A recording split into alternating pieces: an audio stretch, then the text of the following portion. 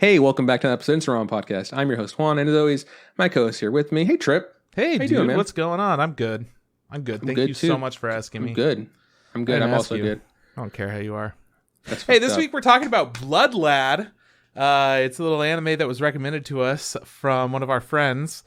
Do you have his name? You're the one that found it. I think his name's Mick. Mick, thank you so much, Mick, for the recommendation. Mm-hmm. It was exactly what we were asking for, which is something that we're going to continue to ask. If you have any short, small shows that we could watch in a week and be able to review, that would be awesome. We're talking anywhere between, like 10 to 16 episodes. Yeah, and that's anything that's older than like 4 years would be like that's the money something spot. that we haven't heard of. Earlier today, I was watching some scenes of Angel Beats, which was a short series. It was like 12 episodes or something like that. And I was just remembering how many different things that they accomplished with that being like a comedy show that got serious at the end, and how they did a lot of fun jokes that I really haven't seen since then. But the fact that they were able to make such a strong, memorable show that was only one season. It was just those 12 episodes that has still remained one of those things that people will bring up and link scenes to and whatnot. And I don't know. That's a fucking feat, dude. Had a killer intro. Had some good OSTs. Yeah, so what you're saying is Blood Lad is fucking top tier, just like Angel Beats, right? That's actually exactly what I'm saying. It just sucks because the last 3 episodes that really turned it into something good weren't on Hulu, it turns out. So. What? What are you talking about? Okay, I get what you're saying. Okay. I was like, are you fucking kidding me? You knew this and didn't tell me that there's more episodes? I get the joke now. You really fucking scared me, though. I'm doing a light roast. But yeah, I was watching the scene from Angel Beats where there's a whole scenario going on where they're trying to make, I guess with light spoilers to the show, but not really. They're inside of this limbo where they're in a regular school. And one of their things is they need to somehow break out of that limbo. So they're trying to get all of the regular classmates and teachers and stuff to react to these crazy things that they are saying are going on. And they're just trying to like cause anarchy and havoc in the classroom, right? That's the premise. But then when it comes down to it, they just each do ridiculous things. There's one character who's like, holy shit, look at that giant bean sprout. It's coming out of the ground outside. Everyone go look at it. It's, it's bamboo shoot crazy big. Go look. And then nobody cares. There's like, all right, whatever. So then the leader of everything, she blasts his chair into the ceiling and smashes his head. And then it replays it in slow motion with the outro theme, which is like kind of a somber sound. And it like shoots him up into the ceiling and he crashes and comes back down. And then it goes back into like real time and the music stops. Another character does something where they're like, hey, by the way, teacher, did you know that whenever I'm wearing a shirt, it makes me look like I'm a lot thinner than I am? And he rips open his shirt and he's like ripped as fuck. And the teacher doesn't react. And I'm like, all right, sit down. So he gets blasted into the ceiling. And this is the episode. Thing. This is the episode when they're trying to like get Angel's test and like fuck it up, right? That's that one. Something like that. Yeah, exactly. Yeah. That's a good episode. It is a good one. So he gets blasted in the ceiling and it does the whole slow motion thing again. And then there's a third one who tries to do something and he tries to admit his love to disrupt the class. And that one doesn't work. So she hits the button again, but it goes back to the first guy that got killed and crushed in the ceiling. Except now it does like this twirl, a perfect spiral up into the ceiling, and his head like crashes through. He just hangs there. Oh man, it's so fucking good. The way that it escalates where it's like, that's a funny bit. They did the funny bit again. And the third time, it subverts your expectations of what the already juxtaposed somber ending song with the ridiculous death of a character in the middle of a comedy scene. It's just fantastic show. Love it. Yeah, that's our review on Angel Beats. Go watch it. All right, thank you so much. Yeah, but I forgot about how good you forget about certain things. I forgot about how good Angel Beats was at establishing a big cast of characters and getting you to connect with them all emotionally on some level before the end of that 13 episode show. And I feel like that's not something that's easy for many anime to do. It often takes 26 for it to really be like, I'm 100% vested in these. This is the best thing. Like, Anohana also did a really good job at making you wind up caring about the characters. But is that only 12 episodes? Yeah, exactly. I know, because Really? he had so much emotion in there. I know. I'm gonna look it up. I don't believe you. Okay, go for it, man. But with Anohana, you have that limited amount of episodes with a limited amount of characters. So it doesn't feel as surprising. Yeah, you shocked with that number that you just found? Well, actually, it only has 11 episodes. You said I was just 12, gonna so go fuck say, yourself. like, yeah, I think it's actually 11. I'm glad that. Yeah. Anyways, there are a lot of shows that aren't able to accomplish that, and Angel Beats was a good show for trying to do something totally different and achieving it. Those are the kinds of shows we're looking for. Is the whole point of this conversation. So yeah, so man, send what us have you shows been up like to? send us shows like Anohana and Angel Beats. That's what we want to see. Oh my god, if you did, that would be nuts, dude. I would be so about it. I'm in for an emotional time. I could use that. Yeah. I could always use that. What have I been up to? Is that what you asked? That's pretty much what I asked. Yeah. I mean, I'm shocked because before we started recording, you said that you'd been watching anime, and I was like, "What? There isn't any anime." He's like, "Oh, I've been rewatching anime," and then you refused to tell me what anime you've been rewatching. So now I feel like we'll get to that in a little bit. now I feel like I'm slacking, but I'm not. I don't fucking care. There's no anime to watch. Nah, actually, there's a fine. couple, but yeah, there's a couple. There's some good shit out there that you haven't seen, but you know what? Who cares? Yeah. What have I been into? Okay, so I've been doing a lot of obviously animating for school. Last week we had to turn in our second assignment, and I don't know if I told you, but for this class, the second class that I'm taking, there's only 3 assignments. Like there's 3 projects for the entire semester, and I was like, oh fuck, that's weird. yeah. So like the first one is worth like I don't know, like 15 points, 15%, and then the next one's worth like 20 something, and the last one's worth like 40 something, and then like there's in betweens. There's there's like assignments that are worth 1% that are really small, like put in like a video reference or like do your blocking, like them just checking in on you doing your assignments. So those don't really count, but like real projects, there's only 3. So we just finished our second one. I was like busting my ass because when you look at something and like you keep looking at it and you're just like, yeah, I think you like it, and like the more you look at it, the more you hate it. I was getting a lot of that. Just like I was getting really sick of seeing the same thing over and over, and then I would like become blind to it, and then I had to start sending my work to a couple other classmates to be like, hey, what do you think? And they'd be like, why do you do this? And I go, why did I do that? I'm a fucking idiot. This fucking bodies don't move that way. Why would I animate it to move that way? So that was really like grinding away at me. I finished it. I turned it in. I was like, because like once we turn it in, we are able to return it in to get regraded at the end of the semester. Like if we like improve it again. So for like my last Saturday class, we had a critique. He critiques what we did, and he goes like, and then it's graded, and then we can resubmit it one more time at the end of the semester to get like hopefully improved. So he was critiquing it, and I'm freaking out. I'm just like, oh, dude, fuck. Like I don't know where I stand. I feel like I did all I could, and I feel like it still sucks ass. I was like, but it's okay. I'll get the critique, and then I'll be able to like improve it. And so he's doing all the critiques and stuff, and we use this third party like software called Sync Sketch that like is really cool. We upload like our videos, and it does frame by frames, and you're able to then like draw on whatever frame, and it'll save it like as a note, so like it's like if he was here and is drawing on my screen, be like, hey, you see this, fix that, move this. And I peeked at my Sync Sketch before my review was up, and there was just lines all over it, and I was like, oh my god! And a line usually means that he drew on a frame, which means like you have a couple lines, cool. He's got 2 notes, but I had like literally like 100 lines. I was like, oh, I'm done. I just want to I want to end it, Oof, yeah. Luckily, the lines. What happened is he was tracking a body point. Like he wanted to see the spacing of a hip, so he kept like he went through every single frame and then like drew a line where the hip was. Yeah. That way, when he played it, he can visually see what the hip, like what the spacing was. So he did it, and that's why I had so many notes. But he only gave me like 3 things to fix, and I was like, losing my freaking out. Yeah. I was like, ah.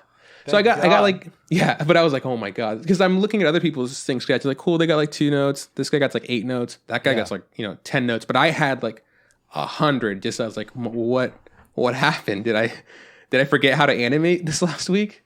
But I got the grade. I got like an 81, which is like super great because I was like, oh, dude, fuck, you gave me a B? No fucking shit. I was like, you got a B, oh, man. You have the opportunity to improve it. And I was like, so sick. So that was like super relief. Like after that Saturday class, I was like, oh man, I feel so much better. Like like a weight was lifted off. Yeah. I looked like shit. Like I went and saw my mom, and she like I had like huge bags under my eyes. She's like, "Are you sleeping?" I was just like, "Not really. I mean, I am, but like not well." She's like, "You should sleep." I was like, "I wish I could, but I have to work on this." And the way I work on it is I usually stay up really late and work on it, and then I don't rest the right way. She's like, "That's bad." I go, "Yeah, I fucking know." And because my job is to look at the computer screen, it's not like I get any fucking relief. Like there's just like a bright, monitor in my face. But that's the life I chose. So I've been doing that. It's really great. I'm enjoying it. I'm learning a lot. I got a lot better grade, and I'm like really relieved. And this weekend I was like, cool. I'm able to kind of just relax a little bit before our next assignment, which has been like presented us on Monday, and start working on it. And then we have like 4 weeks to work on that one. And it's a harder assignment. I can already tell. Like we're doing like lifting something, like animating someone lifting like a heavy object. So I had to shoot reference for that. Yeah. And like I was supposed to show like the keyframes and like send it to him. And then, cause like to be like, these are the poses I think. And he sent me an email back like, hey, looks good. Great reference. Do another pass at the keyframes. Like you're being too stingy. And I was like, all right, cool. So then I went in again and I sent it again. He's just like, all right, it's better. Go again. I was like, puts him in between. He's like, all right, cool. So like, I'm like fucking, so now there's like, I look at my, my blocking and there's like, I think maybe it's 200 frames, the entire thing. And my blocking has like 40 frames that are already like keyed to be like, this needs to be a pose, this needs to be a pose. Because there's a lot of moving parts. And he's just like, cool, go to blocking. I was like, oh, fuck, this is due Saturday. So I'm back on that grind. I was like, all right, cool. But that's, so I guess again, give like, us an easy show to watch soon here. So won't catch a break. It's all right. I really like it. I think the pace that the school like kind of gives you is manageable. It is hard. Like I couldn't imagine, say I worked like a full-time job and then did this. I don't know how someone would do that, because I feel like I have to dedicate at least 30 hours a week just to this. And my teacher was saying that for this new assignment, like you should bump up that number to like at least 40 hours for this one assignment a week. And I was like, that's a full-time job. And it's you have to put that much work in if you want to like improve yourself and like be ready to work in whatever in the industry. So that's good. It's always like a wake up call, and it always feels good to see that you're getting better, and like then to be like, yeah, cool, your grade reflects that. Like my first assignment, I got like a C+. I think I had, and I was like, that's not bad. This one I got a B-. I was like, oh, that's better. So like next one, let's get that B or a C. Don't care. Just gotta pass. Just gotta keep it good. For sure.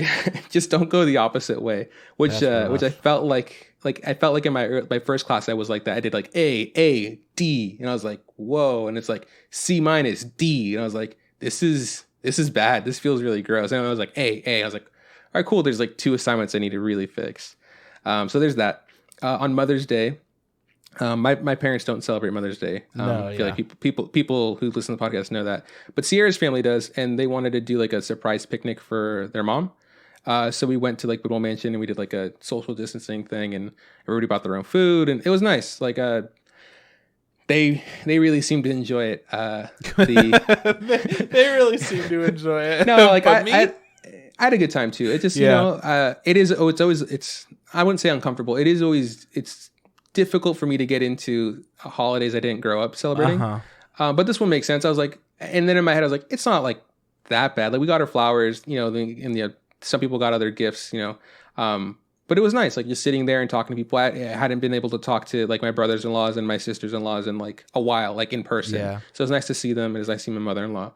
Me and Isaiah got to catch up because, Isaiah, he came after work. So he was like all, dressed up, whatever. Yeah. I'll have you know, though, he didn't have an undershirt on. Looked like a fucking loser. You know what, man? You know what? Fire him.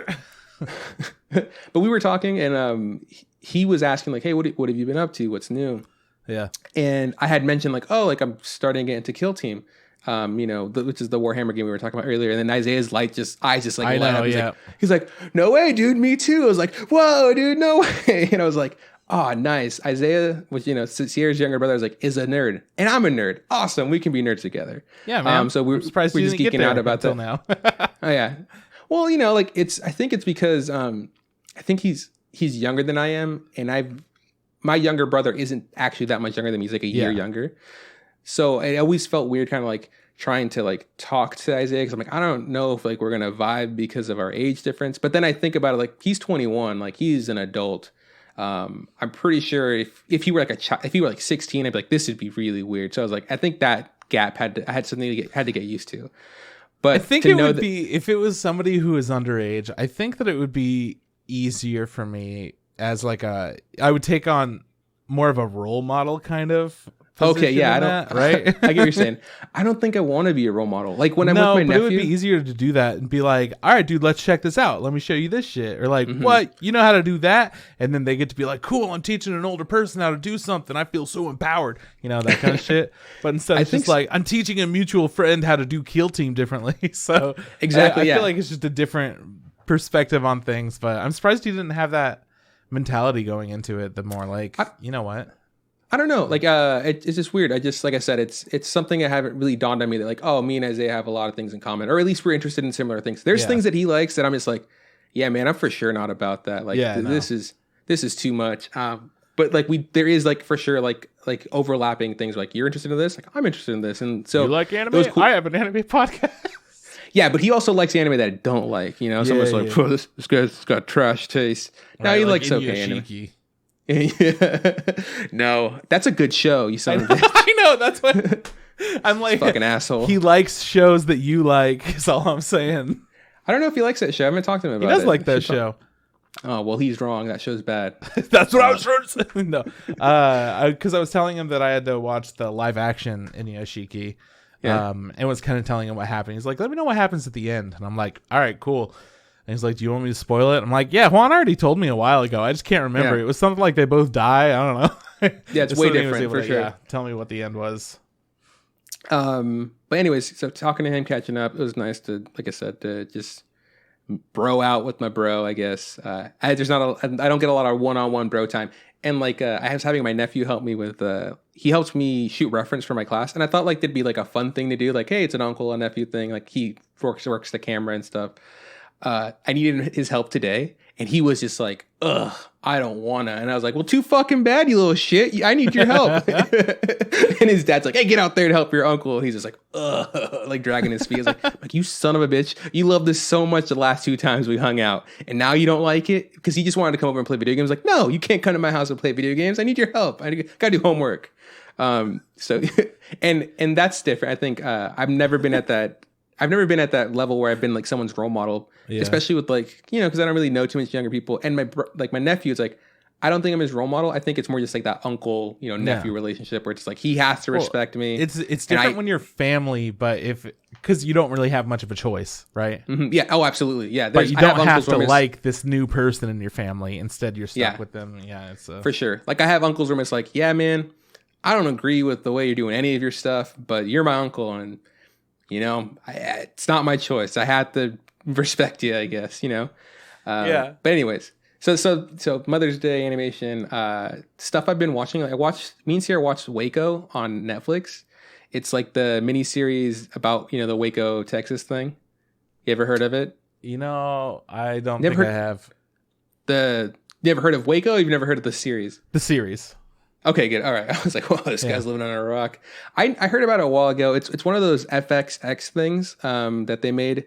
It's got a lot of really good people in it. It's got Michael Shannon, who I really like. I'm sure you know who that is. He's like General Zod from Man of Steel. He was like in The Shape of Water. He was like the detective guy. Mm-hmm. He's both a really good movies actor. I've definitely seen. You never seen Shape of Water? No, I never did, because it wasn't in Chico, and then you went and saw it without me, and no other friend likes cool shit. What? I like how you're like, you just saw it without me. Like we could have gone. We could watch it. I'm not going to Roseville a second. Like I'm not making you go down there again. I'll do that for 8th grade because I know it's good. But yeah, that was good. Yeah, it's a good fucking. Everyone, stop listening, stop watching. Go. Best anime of the year, 8th grade. Anime. Yeah. So Best we mom, watched Waco. You know? I knew of Waco because like obviously just like it's like a historical thing that happened, right? Like. But it didn't happen when I was it happened when I was like still like a child or not even born, I think, around that time. Yeah, in like 1864. No, not even like that. No? Okay. But I'd heard a podcast about it, so I knew some stuff about it. But watching it, it was really well done. It's really fucked. Like is like really just sad. Like by the time it all ends, where it's like this is horrible, but it was a really good watch. Like it's for sure very well like directed, acted, all the stuff. Like it makes you like just question people at all times. Like you're like this guy's a fucking lunatic. He's gonna he's fucking he thinks he's a messiah. He's fucking nuts. And then you're like, this fucking FBI guy is insane. He's fucking over the line. And you're just like, you don't know really who to hate because you kind of hate everybody. And you're just like, all you do is like feel bad for the children and stuff. Really good series. I recommend it. It's a heavier watch. Don't like watch it if you're not ready for something like fucking hard. How many episodes is it? It's really short. I think it's like 6, maybe 7. Like and they're like 40 minutes long. So yeah, I think we finished it in like 2 days. And then I started watching. I thought I was going to finish it today, but I had one more episode of that new show, Solar Opposites. That's on Hulu. Oh yeah, I don't know if I'm going to watch it. I liked it a lot, actually. It was really fun. It is very reminiscent of Rick and Morty. It's different though. The animation style is similar. I liked it. It felt like a fucked up sitcom, right? But not too over the top. I enjoyed it. I don't know if you'd like it, but it was fun. Me and Sierra watched, like I said, almost all of it. Yeah, we'll find out how I feel about it one day. Yeah. I have been watching the new Rick and Morty though. Yeah, me too. But that's just fucking, that's great. That's the last one was the train suckers. One. That was face suckers. Yeah. The first one was the train one. The ending of the train one fucking killed me with like that was just, I couldn't stop laughing. I thought it was the funniest thing. It's weird. Rick and Morty I have a very weird relationship with because it's been way overhyped, and there are episodes that are fun and funny, but then people take it to like another level. And I don't know. I think it's a good show. I think that it's been over memed and it's not for everyone. But this latest season, I fucking loved the first episode. Incredible. Or I guess the 6th episode. Yeah, because it's the mid-season break. Yeah, exactly. Yeah. The 7th didn't get me as much though. I like the 7th one. I thought it was funny, good. But I had a good time. But the first one was like the 6th one was really incredible. Good. The ending bit just got me because they had to add that in later. They're just like, oh, we're gonna go buy stuff, kind of stuff, like make that like the message. I was just like, this is great. This is fucking amazing. I mean, you watch it 10 years from now, it might not hit as the same, but right now I'm sitting there just like, these guys get it. These guys fucking get it. So yeah good shit. I think last few things. I think. Yeah, I've been working on putting together my kill team. I was going to say that earlier, but yeah, I've been doing that, which is fun. I've been learning how to like click the stuff on the sprues and figure out what my team's going to look like. I was telling Sierra that before. I was like looking at like the sprue and be like, okay, cool. I'm going to pick that and that and that. Cool. And like I went to go grab like the little clippers I have, and I had to stop because I got like scared. I had like a panic attack. I was like, oh, I got to be careful with anything shaped kind of like a scissor because I'm historically not good with them. And then bummer. Yeah, and then there was like just like a bunch of me learning how to cut stuff and like fucking heads flying everywhere because I'm like, there's a way to do this and I'm not doing it the right way. So that was fun. And then the last thing is just, I guess, Survivor stuff. Last episode was 2 hours long. They eliminated 2 people. Jeremy and Nick went home, which I don't know, man. Jeremy was playing an interesting game.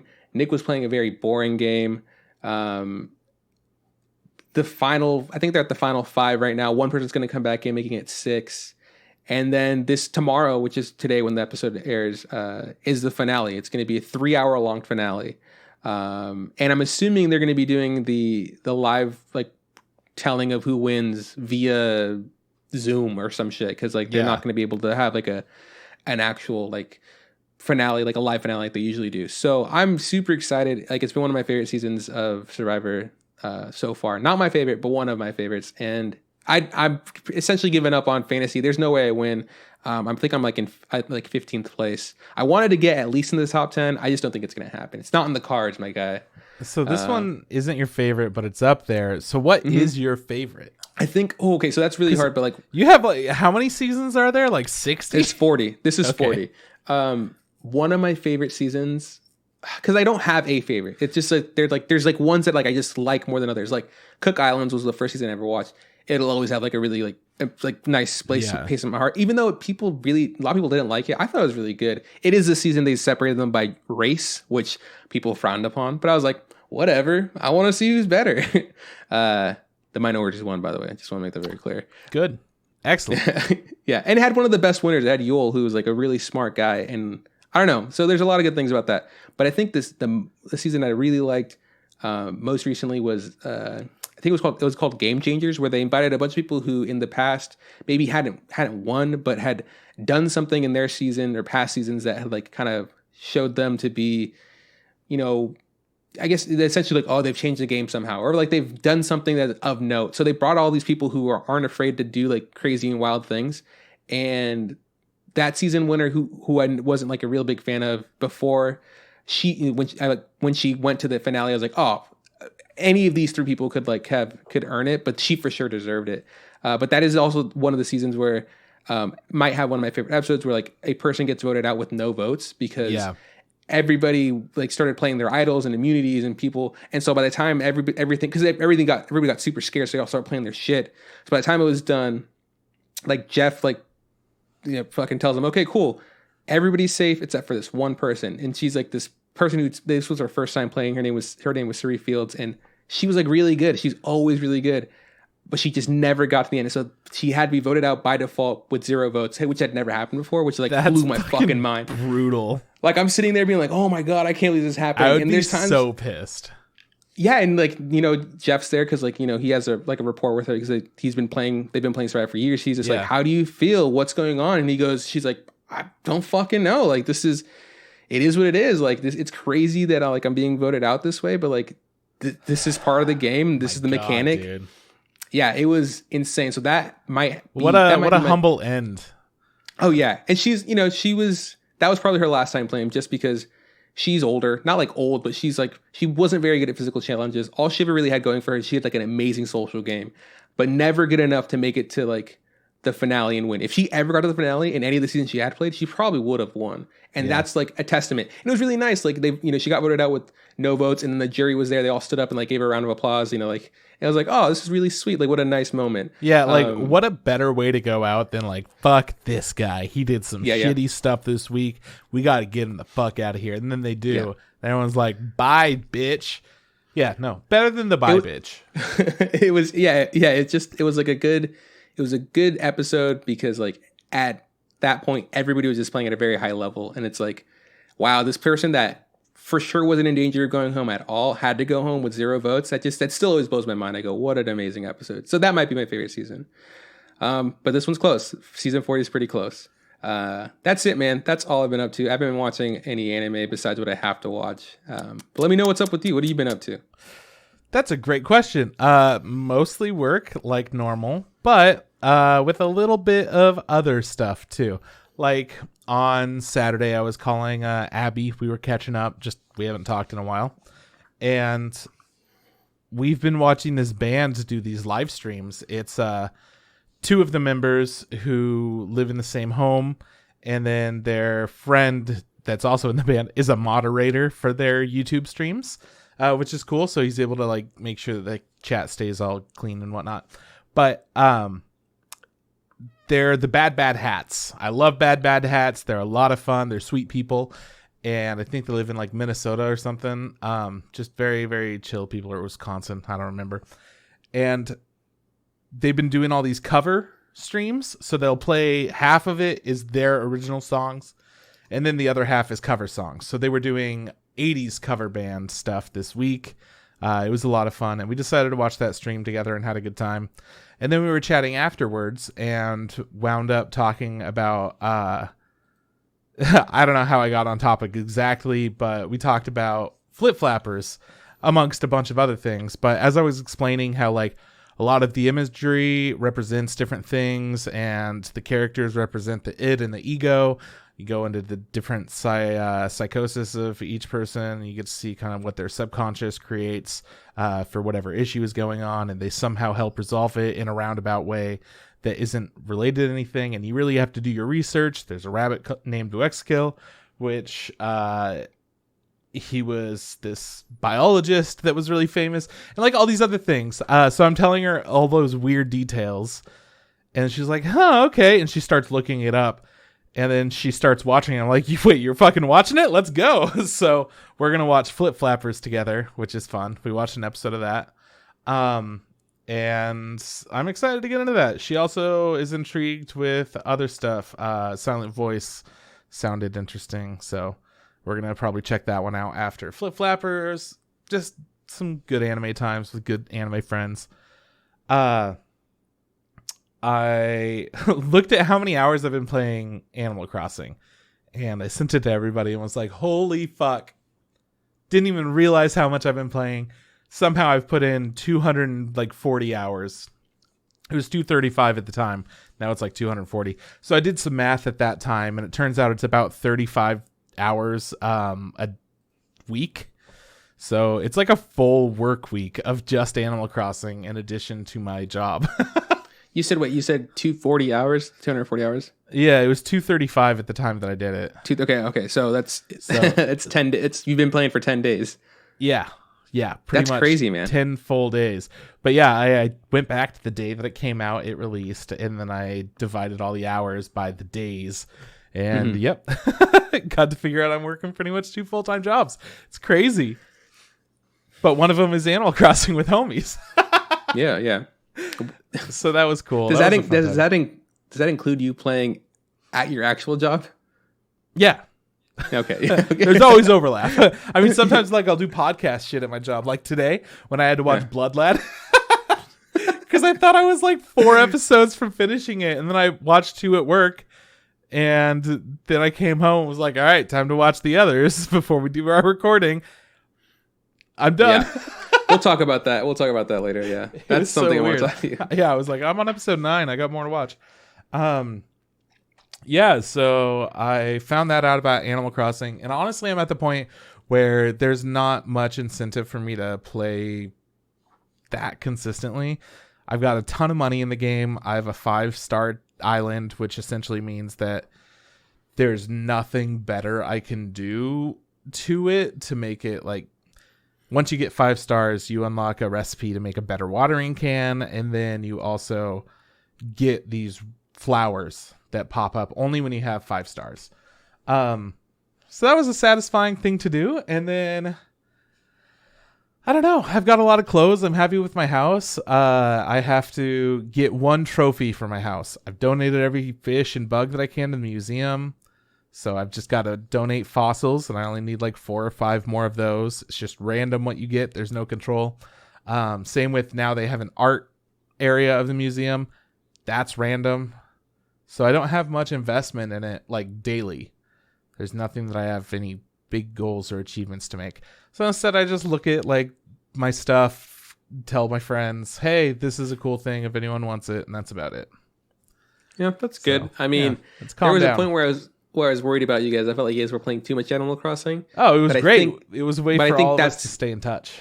I think that's just how Animal Crossing is played, right? Like you just like, disconnect from the real world and go to your fucking Animal Crossing world. That's pretty much it. And it was really cool being able to have that little community of Animal Crossing friends where we would all hop on Discord and play and talk. And I don't know. It was a very fun, very cool time. But now that's pretty much coming to an end, especially it's over. Yeah. I looked at how many hours I had played after I got to that point. I'm like, how many hours have I played of this? Why am I tired?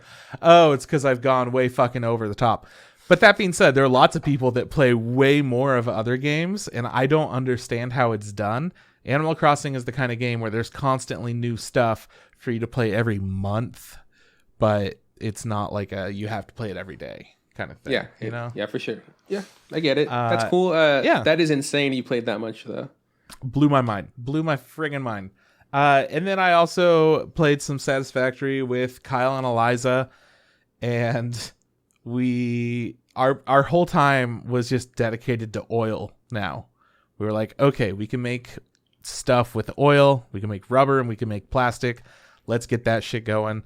So we just had all these projects going on with that while I was out there being attacked by all kinds of crazy monsters and had to build a conveyor belt down a mountain in order to bring coal to the fluid that Kyle was getting, that we had to then figure out how to transport back to our base. It was a crazy thing. It's just fun exploring, being attacked by shit, and then doing some like, all right, let's just build a factory out in the middle of nowhere. We kind of have to, and then we'll transport all the goods from there back to our original base. Eliza's really good at organizing stuff. It's pretty cool seeing how we all focus on different things for different reasons. And it kind of goes into our, like, how we might act at work or whatever. Like, Eliza is very organized and focused and is making sure that everything is constantly running as smooth as it can be and is as efficient as it can be. And I am the kind of person that goes out and, like, finds new shit that we could bring back and then utilize. So I'm constantly trying to find things that will make it easier for Eliza, that kind of stuff, or like for everybody or whatever it is. Kyle is the kind of person that focuses on a new project and pretty much like isolates, does that new project and surprises everyone with it. Or he like goes off and he does some fun shit and he's like, guys, look at this fun stuff that we could all do now. And I've made it for all of us. So it's just kind of cool seeing how we have different dynamics to the group and just how we would function in a like work type setting. But it's video games, so you're jumping around and you're flying and running through toxic gas. It's fun, you know? Yeah, I mean, I don't play that game, so I don't know exactly what you're talking about, but I think I get some of it. You're just on an alien planet and you're building a factory while spider monsters try to attack you and these flying lava bugs and shit. You know, as it do. My friend started playing. It's like I see them on Discord every now and then. It's like this game where there's space miners and dwarves or whatever. Oh yeah, I really want to play more of that. We played it for like a minute. It's great. Like Deep something. Yeah, Deep Rock Galactic.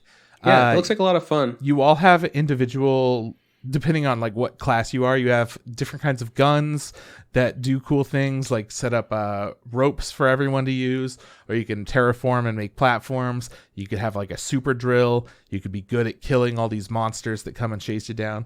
But essentially the goal of that game is to go and get as much space rock ore on these asteroids as you can without dying to the space bugs. And then it's just fun. I like that game a lot. It's really, really fun. Yeah, that game was like fun. And they're dwarves, so I'm a huge fan. So. Oh yeah. Yeah. It's super fun. Cool. We've played it once, maybe twice, with Eliza, Kyle, Sam, and I. There are just some games that we have where we're like, oh man, this is so cool. We need to check it out. And then it's not completed yet. So we're like, we'll check it out a little bit later when it's a little bit better, you know? Yeah, when they update it. Yeah. So it's been a while since we played that, but it was a lot of fun. Yeah, I'm glad your friends are playing cool games like that. Everyone should check out that kind of shit. Play a little bit of Fortnite with Tom and his almost brother-in-law, Parker.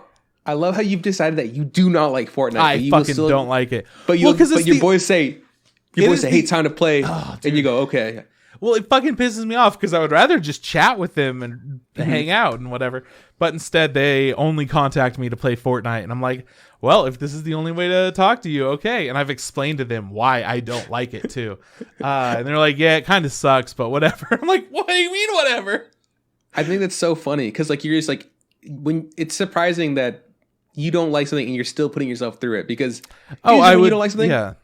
But you like Tom and his brother-in-law, his future brother-in-law so much. You're just like, fucking fine, I'll play, but I'm not happy. It's so good. Well, we won a game and like some other shit. I don't know. I never feel good. Like whenever we win, it was not that satisfying. It was kind of fun being at these points where we almost got killed and somehow got away. But then to just turn around and fucking destroy the people that were trying to chase us down, it didn't feel good. It just felt like, all right, they came up the hill, boom, boom, they're dead. All right, cool. We did it. Good job. I don't know, man. I am still riding high off my one victory on fucking Call of Duty Warzone. But that's different. That's a very different kind of game. I haven't played in, I don't know, weeks now. But when I think about it, like, because the guys will still hit me up like, hey, you want to play? And usually I say no because, school's picked up. And I'll be like, nah. And I go, maybe I should play. And I go, nah, man, what for? I already won that one time. Why play again? Why fucking honestly, sully though, it? Like, I feel like Call of Duty Warzone is a little bit cooler. I still haven't played it, and I don't think I'm going to because I don't like games like that too much. But the fact that you could get killed and get taken to the gulag and fight your way out in a 1v1 is sick as fuck. It adds such a cool element to it versus, all right, so our friend is downed. We have to go pick up his thing and take it to this thing in order to revive him. It's like, no, your friend got fucked over. Your friend has to get themselves out of this shit. And then maybe you could bring them back. Maybe we'll buy him back, yeah. No, like and I know we've talked about this in the past where I'd never really understood people watching like streams and shit. Streams and, like, of people playing video games. Like I never really got it. I'm like, that doesn't sound super entertaining. But since I started playing Warzone and stuff, Facebook's like, hey, we know you're playing Warzone. How about you check out this guy? And obviously I've seen videos from before, but it's fucking Rock Stone Mountain or 64. I don't fucking know. He does like the commander videos where he takes games really serious, like with PUBG, and he'll be like, oh, I'm your commanding officer. I don't fucking remember his name, but he'll pop up on my Facebook because he's playing there now, and I'm like, oh, cool. I'll like bring it up, and he's like shooting people with Call of Duty, like fucking in Warzone, and I was like, this guy's really good, and he's really nice. Yeah, I like hearing him play video games, and I'm starting to come around more to it. I haven't I haven't actively gone out to be like, I gotta find myself a stream to watch, but if it pops up, I go, this isn't bad. This is okay. Yeah, I watched Criminal Minds already. I watched all Breaking Bad. I don't need to rewatch it again. I'll watch something else. So I like to watch certain streams as I'm getting ready for bed or something. I'll just put it on for a little bit until I get tired, and then I'm good. Most recently, I haven't watched it yet, but I did see a little clip. I really want to watch Space Hamster's hardcore Minecraft playthrough, where he's trying to get all the way to the end or whatever alone. I don't know what happened, but I guess he died in the first go about pretty quickly, and he's like, all right, fuck it, restart, and then did it again, and it's almost right when he starts digging down, and he goes in a little loop, and then he fucks up and drops down a few blocks from the hole that he was digging, and there's just a creeper staring right at him, and he gets fucking blasted immediately. And then I think I saw that. Yeah, I think I saw that. And he's got a Waluigi add-on thing, so when he died, he was like, wow. It's so stupid. I think it's because he's that. What's his fucking name? The guy you were just talking about. Space Hamster. Yeah, Jeff. Yeah, I think he's like he does he wants to hype this thing up. It kind of popped up on my meme feeds or whatever on Instagram or whatever. And it was hilarious because it's like, I'm about to go do the thing. He pops in. He's like, all right, guys, round 2. Got nowhere to go but up. I mean, come on. And he instantly, I don't know much about, Minecraft, but I know that's bad. And he instantly got fucked. I was just like, oh, that's fucking brutal. And the Waluigi thing was killer. Yeah. It was just a good time. That's great. So I want to watch his stream of that. I really like him. He's been a super active streamer, but I don't have that kind of time to just watch streams and shit all the time. Only every once in a while when I'm able to. Well, that's wild about streaming. There's people who they'll have a schedule that they stick to, they go, okay, cool, I'm going to be on from this time. And there's people who actively make sure that they're on there while they're live, Yeah. There's man, you're on at 4:00. I'm there at 4:00. I'm just which is so cool. The guy's name is Stone Mountain 64. And I was like, okay. Like I said, he'll pop up on my Facebook. He's like, oh, he's streaming now. And I go, okay, I'll watch it. But I'm not at that level where I'm just I can't miss this guy's stream. He's my fucking guy, Yeah. But that's cool. I'm glad I know what you're talking about with the Minecraft dude blowing up. I funny, for sure saw that. That was fucking killer. Oh, dude, he's great. Yeah. So really excited about that. But don't know how I got into that. I am excited about the new Minecraft update whenever it comes out. They're redoing the Hell area called the Nether. And they're making it scarier and adding trading with things down there and whatnot. Anyways, whole thing's going to completely change, and whenever it does, I'm going to do another Minecraft hardcore playthrough. And I think since it's so much easier now, since I'm used to kind of doing the stream shit, I might stream that, which could be fun. But I don't know what we're going to do. I don't know how many people there are going to be, but thinking about doing that, Okay. Yeah. Let's see. I ordered a bunch of I ordered a few manga last week. I did mention that. I thought you were going to talk about the Gatorade you ordered, but yeah, this is exciting too. The Gatorade was 3 or 4 weeks ago, man. Did we talk about it last week? I don't know, but it was from before last week. It was the week before. Man, the days are really blurring together. Yeah. I'm like, this isn't news anymore. This is old shit. This is news. There's so a fucking new flavor of blue. Blue cherry Gatorade, and it blew everyone's minds because it tastes like white cherry plus cool blue. It's great. I feel like you're not into it as much as you were 3 weeks ago when we talked about it. Yeah, it's because I was going to talk about something else, and you were like, "Is it the Gatorade news that's super old?" The Gatorade news is pretty cool, though. All right, talk about your fucking mangas. Tell me what happened. All right, so I got myself some Land of the Lustrous, Made in Abyss, and Promised Neverland. And first off, new issue of Promised Neverland was delayed. For some reason, it was delayed. The other ones got here in time. And it was delayed along with the duvet that I had. Duvet cover that I ordered. So, it sucked. And a duvet cover is... You know, like a comforter? Yeah. Yeah. So, it covers your comforter? Yeah. Okay. Yeah. You need a new one of those? What happened? Your old one? I need a new duvet. Essentially, the buttons started falling off just from wear over time. I've had the same duvet for a long time. I just remembered you ripping the sheets on your bed when you stretched too hard. Oh, yeah, that shit. Yeah. That was funny. Anyways. So that was delayed with Promised Neverland. So I was able to find out that I can reorder Promised Neverland because when it got delayed, it got lost. And I'm like, all right, well, I've got to reorder this shit. And then after I reordered it, it turned out that only Promised Neverland reordered. My cover didn't reorder. I don't know why, but it didn't. It said, nope, it's lost, but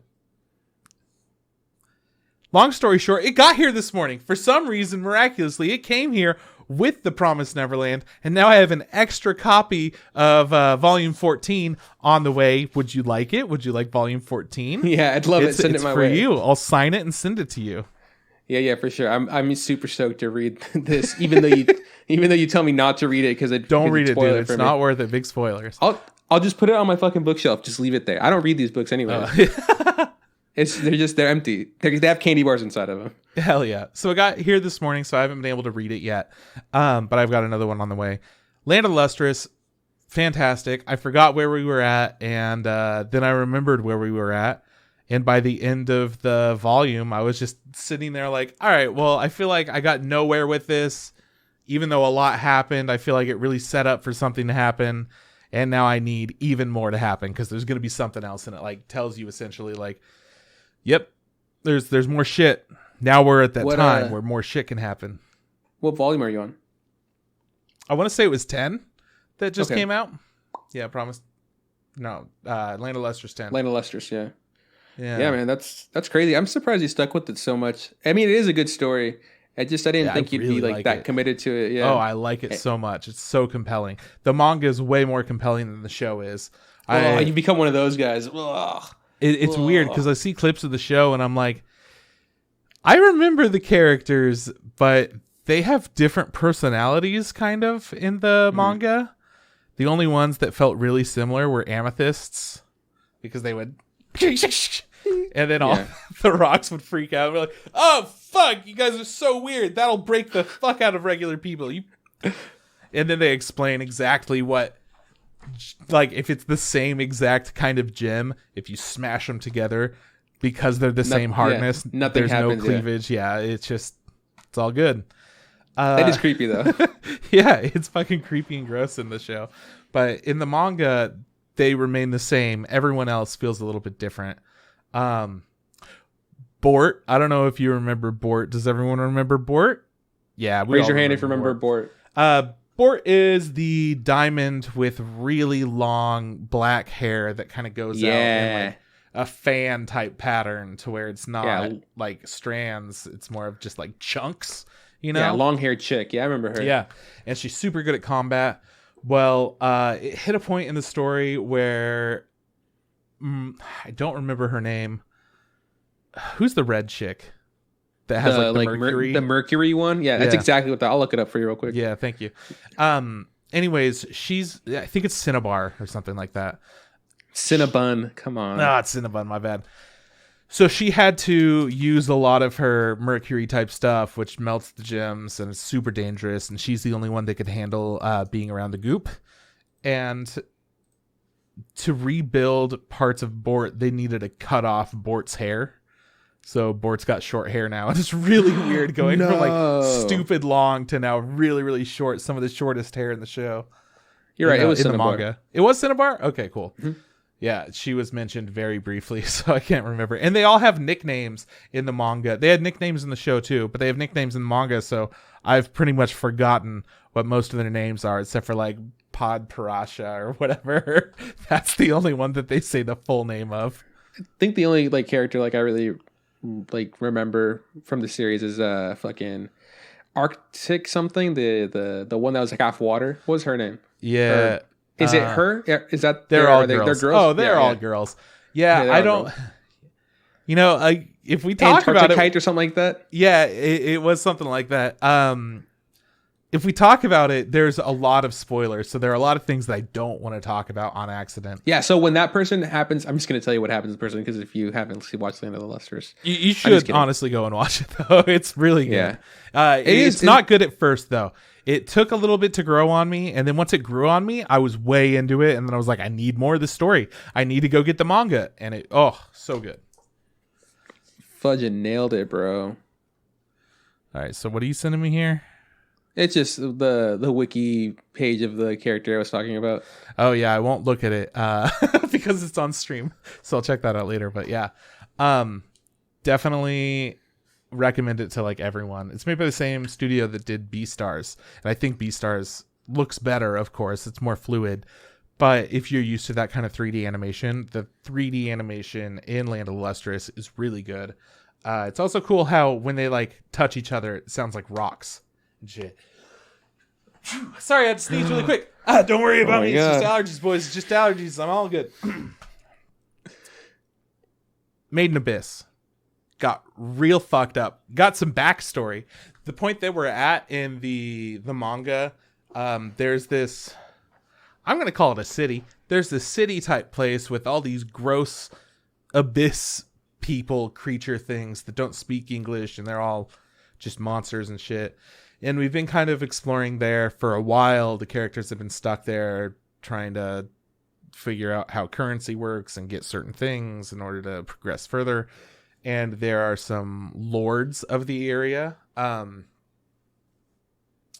There's like a war one, a commerce one, and a just like whatever, I don't give a fuck one. We finally got backstory on the Abyss itself. We got to see people coming in. They were like, all right, so we heard of this. The ocean suddenly just drops into a giant pit, and that's just what it is. And people start getting fucking killed by a beast, like beasts and creatures coming out of the abyss.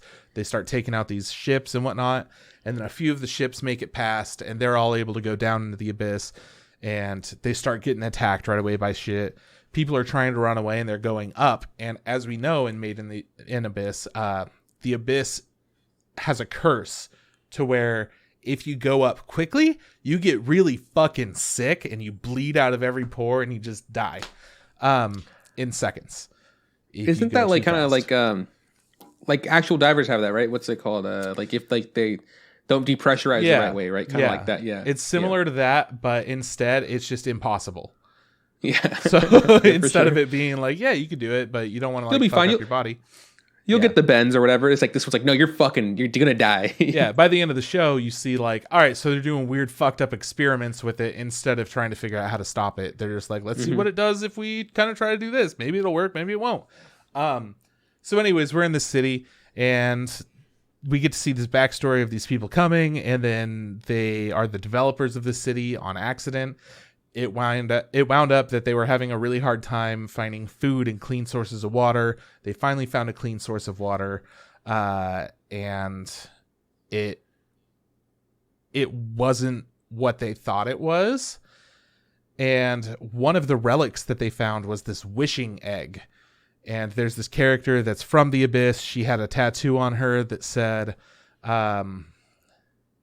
like cursed to not bear children or something like that. So she can't have kids. She was kicked out of her family. She's the only girl in her family because she's unable to have kids for whatever reason. She was kicked out. So then they bring her along, and the main character in this like backstory thing really has like this attachment to her. The main character in the story is one of the gods of the abyss, and then the or Lord of the Abyss, and then the other two big characters. One of them's a smart, thinky boy, kind of like Senku from Dr. Stone. You know Dr. Stone from Dr. Stone. Yeah, Dr. Stone from Dr. Stone, yeah. And the other one is just like, you know what? I'm going to eat fish. I'm going to eat bugs. I'm going to eat whatever weird shit I can. I'm just going to live, and I'm going to fight shit, and I'm not worried about it. And so he's the fight boy. But they all got super fucking cursed because of this wish that happened that wound up changing everybody, and the water that happened, and it created this city over a period of time. So the point that we're at in the manga that isn't the backstory, we finally got context to who this character is that we saw pop up, and was a complete mystery. Just like, why the fuck aren't they affected by the abyss? Why do they know who our robot boy is? Why is all this happening?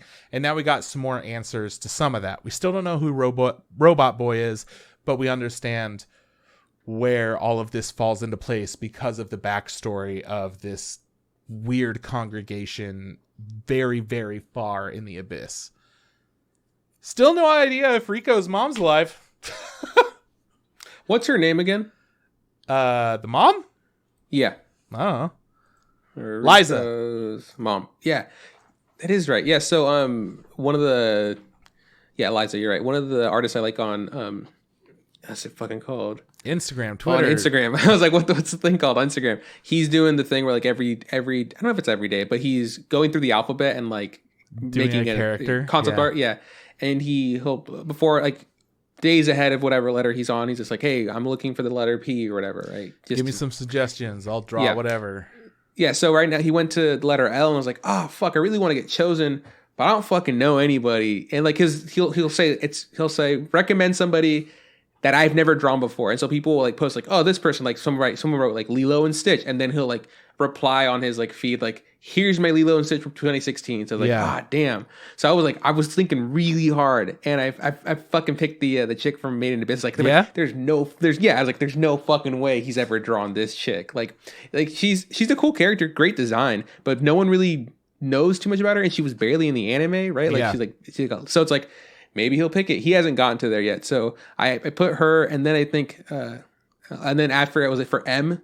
I lucked out that it was like he picked L and then picked a girl. For M, he picked like any gender. I picked one of the twin brothers from Breaking Bad. So his name starts with an M. I think it's like Marcos or Miguel something. Yeah, I was thinking Miguel, so but I don't know. It's like something like that. So I was like, okay, cool. Maybe he hasn't drawn these guys either. So I'm just waiting for that day to pop up. And I was like, who did he draw? Not that I like care. So like I was like, but it'd be cool if he drew something I suggested. Art it'd be shit, cool, yeah. For sure. That's rad.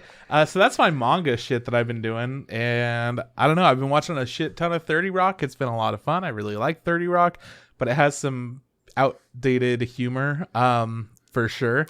Some like not okay for TV humor kind of stuff, right?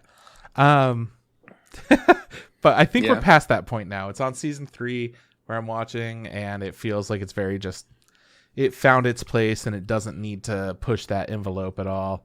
Instead, just very happy where it is. So that's interesting whenever you go back in comedy, because comedy is something that's like subjective and then like also changes with time. So when I was watching Community, I was like, this is great. I'm having a good time with Community. And like a joke will pop up. I'm like, that's questionable as a joke, right? Like it's usually gay humor, right? Yeah, I mean it's like because gay humor, I feel like.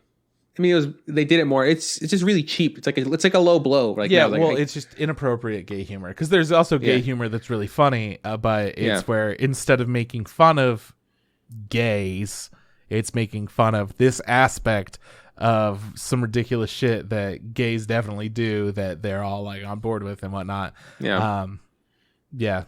I just recently saw an example of that, which I don't remember, something weird about going to the doctor.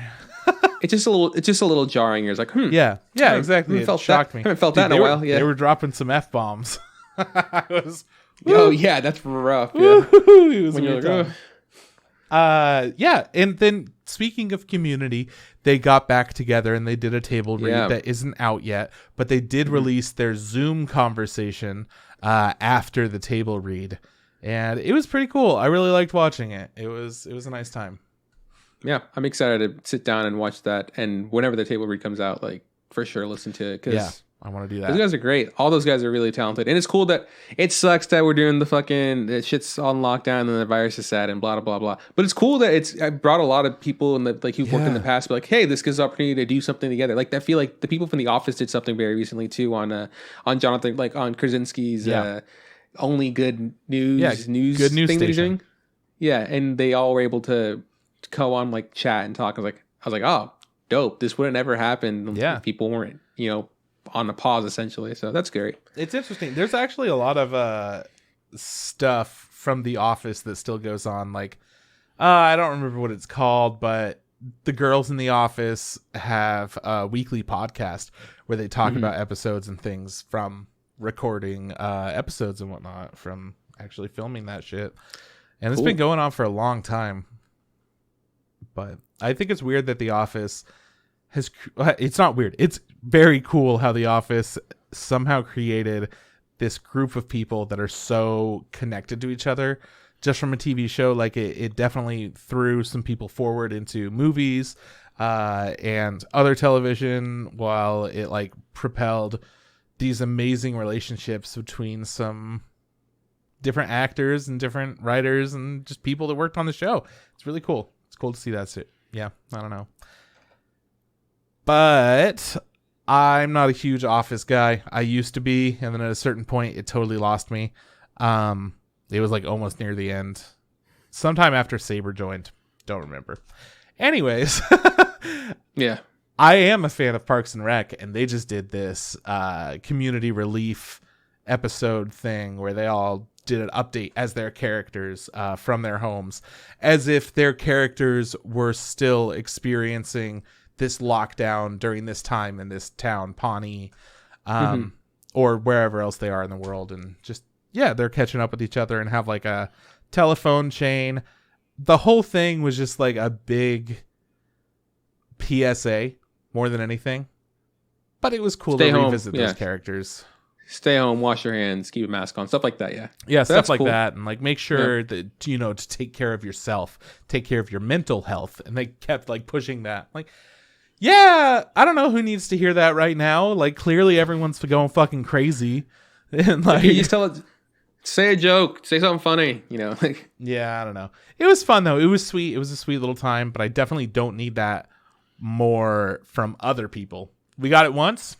Didn't even need it then, but it was cool seeing these characters do some other cool original stuff to get people more engaged in whatever message you're trying to send versus this. I don't know. It was all right. I want to talk about what anime I've been watching now. Okay, go for it. I did watch Flip Flappers, and returning to it, it's such an over-the-top fucking anime. It is anime through and through, but it's interesting seeing all these like little details and how much care they put into stuff right away. I mean, especially like when I first watched the show, I was like, something about this looks really cool and it's just grabbing me and I don't understand what it is. And then when I found out all those certain like subtext things going on, I was really interested in that as well. But it's been a while since it's come out. It's been a few years. And I feel like we've watched a significant amount of bad anime since then, right? Yeah. So I'm fighting the urge to say it because you said it again. You said it's been a while. Oh yeah, you can always do that. It's been a while. Just do it. Just who cares? No, I don't want to do it.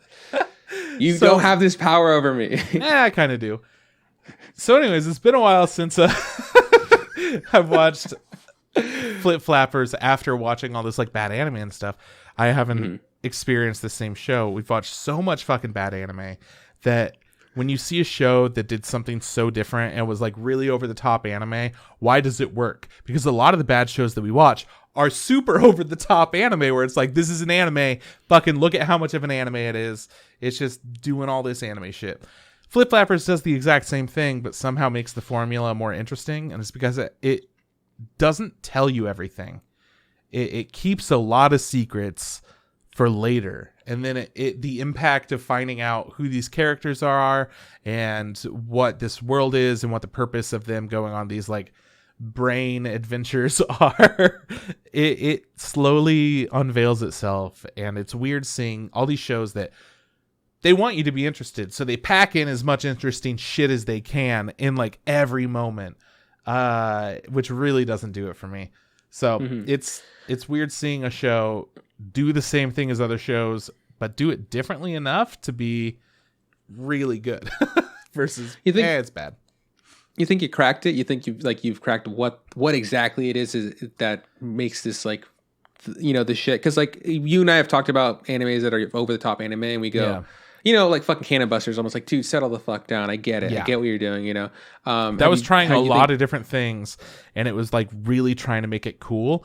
I think what Flip Flappers was doing is it wasn't trying to be cool. It was just trying to be something very different.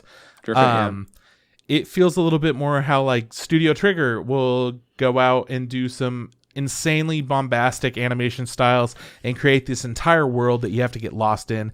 And the characters are like, they're late for school. They got to run with the fucking piece of toast in their mouth. But instead there's a giant obstacle course and they are taking forever getting to school where they're going to like battle each other. So this is similar to that, where we get this chick is weird. She's some kind of a weird science chick. She busts out of this lab. Who knows if she's like a prisoner or not. She's flying on this surfboard that flies in the sky. She has her like robot friend that's following behind her that just says like boo a whole bunch. And she finds some girl and she's like, oh, fuck, like you're really cool. Let's hang out. And then they somehow tumble into this dreamscape. And you get to see it from like, oh, this is a cool, like neat place we're in, into this is a big giant horrorscape with all these enormous creatures that can crush you if you get trapped between them, that kind of thing, where it adds a lot, but it doesn't say any of that. Instead, it's just like, is this all snow? This snow is sweet. Is it sweet? Yeah, it is sweet. And they're giant monsters and they don't talk about that. Instead, you just know that the snow is sweet here, so it's definitely not a real type of place. And then, that's pretty much the first episode, where it makes you realize there are a lot of questions. It doesn't necessarily tell you that you're going to have answers to it. It's just like, this is some weird shit. Check out what we've got for you. It never feels like it's trying too hard. It just feels like it's doing what it wants to do. It's not trying to impress anyone, No, yeah, I get it. I remember watching the first, I think maybe I watched 1 or 2 episodes. You watched a couple, yeah. Yeah, I don't know. It looked good. I remember that, for at least like this looks interesting.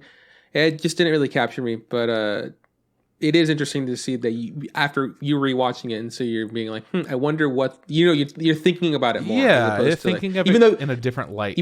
Even though you for sure thought a lot when you watched it the first time. Yeah. There's a lot of stuff going on, but like to know that all that stuff and then go back at it again, be like, what are stuff that you're picking up, things that you missed, and not like we're talking about the subtext. You're talking about like as an anime, like what is this? I think that's an interesting take. Because I feel like the most comprehensive way to watch the show is to watch it with a guide, and there's actually.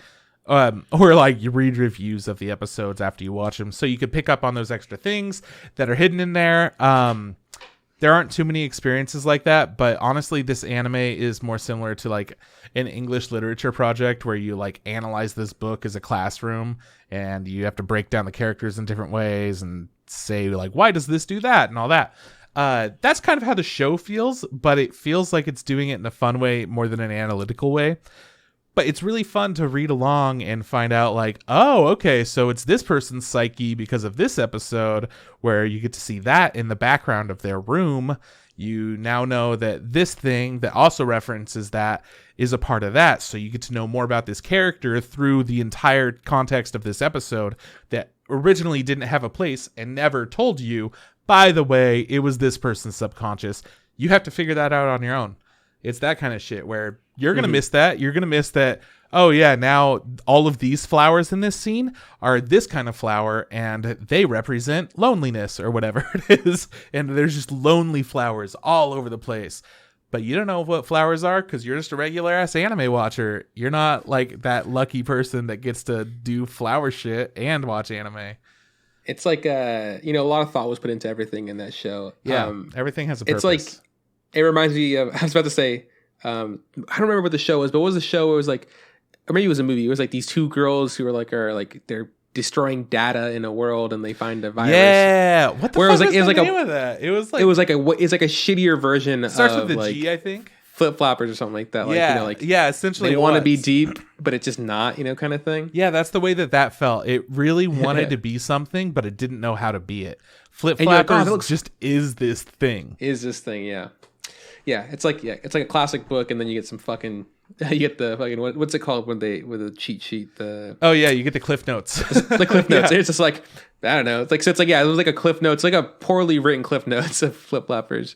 Exactly. I think that was a movie though, I think, right? It was a movie that we watched. It was actually it was a Crunchyroll, like 60-minute long weird thing. Yeah, it was fun. I liked it, but it wasn't that good. If it was an hour and a half, it's not worth it. If it's an hour, yeah, it's fine. Yeah. It cool designs. There's some cool characters. Very like, cool. oh, that's cool dope. Concept. I honestly liked the whole thing a lot, except for the way that the characters changed and what the story actually was. Yeah. Except for like the important bits, the guts of it. But the ideas and the art were really good. Yeah. And I've also been watching Sound Euphonium with Kate. I've been really wanting to rewatch Sound Euphonium, and she's been looking for some new anime, and I'm like, dude, you should check this shit out. And then she was like, I'm going to start it. And I'm like, I'm not doing anything. Let me watch it with you. Come on. So now we're watching that together. 6 episodes in, and I think episode 7, maybe it's 8, is kind of like a big moment for the main character. I think Sound Euphonium does this interesting thing where you have a really big cast, but you don't get focus on too many of the different characters. You just get like, all right, so I can't get a good read on this personality, but it seems like they're this kind of a person, until later where you realize like, okay, so they have a bit more depth than I initially realized. The main character, Kimiko, is fantastic because she plays this character that is very subtle, to where she almost doesn't have much personality, but she has like a lot of care and ambition that you could tell through her actions and how she responds to certain things, even though she's not saying a whole lot until later, where she does wind up saying a lot and like expresses her emotions a bit more. She's like kind of shy, but she's also outspoken at the same time. And anyways, we're rewatching the show together. She's never seen it. I have seen it. And it's been really fun. It's also pretty cool to be like, all right, so that is a character from Liz and the Bluebird. And then they're immediately gone. And I'm like, all right, so that was 2 seconds that they were in the shot and they were on the right side. And they haven't said anything this whole show so far. And it's cool to be like, we're going to watch this movie and it's going to be totally unrelated to everything that we're watching here. But just so you know, just so you fucking know. It's good. I mean, you're like that dad that's way too stoked to teach their kid to do something that you're super hyped about. You're just like, oh, you're gonna fucking love stamp collecting, son, and he's just like, all right, dad. But no, that's exactly. As I'm watching it though, I'm like, I love how these characters aren't in there, and I'm like, hey, she was right there. Hey, she's right there. There she is, right there. But it's a really good show. It's really calm and really subtle. It's a slice of life, but it also has more of a goal in mind of these characters join school band, concert band, and they want to win gold. Yeah, for gold. Yeah, but there's also some conflict. Why aren't there many sophomores? Why aren't there many second years in this class? Why is it mostly just freshmen and seniors? What happened to all them? Are there more people that like had to drop out, or was nobody interested, or whatever's going on? Will they ever go to class? Yeah, and like, why is this person a part of it if all they do is like daydream and stare out the window and just listen to music and don't even play their music with us, and they're not practicing their instrument enough? What's the point of that? It has a lot of different parts of it that, instead of it being like this is the entire focus, it's like, all right, here's a little snippet of kind of something that's going on, and here's the slice of life with these characters, and then that one snippet from before is somehow related to this unrelated thing that we'll find out later. Like, it's a very, it reveals its story very slowly, and very concisely. Mm-hmm. I really like it. It feels like such a different kind of show. I mean, this is from Kyoto Animation, who they do some pretty ham-fisted things where it's like, all right, Violet Evergarden, every episode you're going to cry. That's just what it is. Deal with it. And then K-On!, every episode you're going to cry. It's so fucking cute. Look at how cute this shit is. And I don't know, man. It takes such a subtle approach. Maybe not as subtle as Surune was, because we watched a few episodes of that. Just couldn't get into it. That was that's the fucking Arrows boys, right? The thunk, yeah, right? yeah. Those guys. The Surune. God, that show's. Why'd that show suck so bad? It's so weird. Maybe Kyoto, like, maybe they're just like, yeah, man, the formula is great. We'll have cute girls doing cute things, and they go, we'll do cute boys doing cute things. They're like, no, fuck you. Stick to what you know. Just cute girls. That's all we need. We need more hot boys in Kyoto Animation, though. Yeah, we need more hot boys doing, because hot boys are always around. Things. They always do shit. Hot boys in anime are just always a part like of a really shitty fucking idol group. That's all the hot boys we get in Kyoto Animation, or they're vampires sucking blood. True. Kyoto Animation has hot boys though. I mean, think of the commander in Violet Evergarden, or our friggin' mail delivery boots boy. He's got the fucking high heels. They're hot as fuck. That's the love interest in what? That's like that. There's like not enough boys in Violet Evergarden. There's too many. I know, but what I'm saying is the boys that we have are hot boys. We just need them to be a focus, you know? You didn't even mention the hottest boy. Old mailman guy. Hottest boy. That's the hottest boy. He's a hard ass worker, dude. I respect the fuck out of him. That's hot as shit to get out there every day. Deliver that mail. It's just baffling as to why. I was really stoked with that fucking Arrow fucking Surune, show. Yeah, I was like, and it just, I don't know, it was bad. Something about it wasn't for me. Oh well. The C team was working on it. Hey, maybe now is when we revisit it. Now that we have this extra time. No, fuck you. It's still bad. We'll see what happens, bud. And yeah, I've also been watching some like real ass actually airing anime. Let's name them off. Tower of God. Gleipnir. Whoa. Wave, listen to me. Whoa. Are those all still going? Yep. That's it. I mean, I guess I missed Gleipnir. Also, I'm still saving up, but the Ascendance of a Bookworm. I just have such a good time binging it, so I've got like 5 or so, maybe. I didn't know there was a new Gleipnir. I watched a new Tower of God, and yeah, man, it's really fucking good. Like, it's just stupendous. It's so good. It's such high quality. The characters are really interesting. Yeah, this last fight, this last episode, they like finished the crown thing, and they broke them up into like different classes, and they're just like, hey, you're gonna study this, go for it. And like, we're getting more introductions to other characters. I will say, I don't fucking like the fisherman theme of everything, where it's like, all right, so this person is the fisherman, and then this person's gonna be like the boat person. I don't know. They have like very weird names for everything. I think one was like, you're the caster, and you're the navigator. Yeah, and I was like, cool. I don't think it picked up fishing theme. It was like right off the bat, but I was like, oh, okay, that's cool. I don't understand. I don't like it is because the names don't connect with what they are. What they do, they just decided to do it for some reason. Except for the one that I think they cast magic, or they can control magic. I was like, oh, that one makes sense. There's a bit where like the lizard chick and that other chick with the horn are in the same group, and they're like fighting with needles, and I was like, what the fuck's going on here? That shit was dope. That's a great example of like, you know, you having a cast of characters that all look interesting and they have like different designs, and I want to know more about them. I want to be more engaged by them. And it didn't take more than like, I don't know, 4, maybe 5 minutes for us to know the backstory of the lizard chick, find out what her fucking like her drive is, and for me to be like, that character is so much deeper and so much more fleshed out. Like before that I was like, cool, she looks really cool. She's got a dope design, weapon, and she's beating the shit out of people. That's awesome. And then I was like, they didn't end there. They in this episode, we see her reasoning for everything is so cool. Yeah, we see more of who she is, what she's about, and like what her goal is. And I was like, yeah. I was starting not to like her after like the crown bit. I was like, oh, what a bitch. And I was like, no, you know what? Fuck that. You deserve to be the way you are. Like, you for sure are hurt, and you're gonna wreck shit. Yeah, so, man. I also love like I said, that she's like, yeah, we're not on the same team anymore. Or like the dude's like, we're not on the same team. They broke anymore. up. Yeah.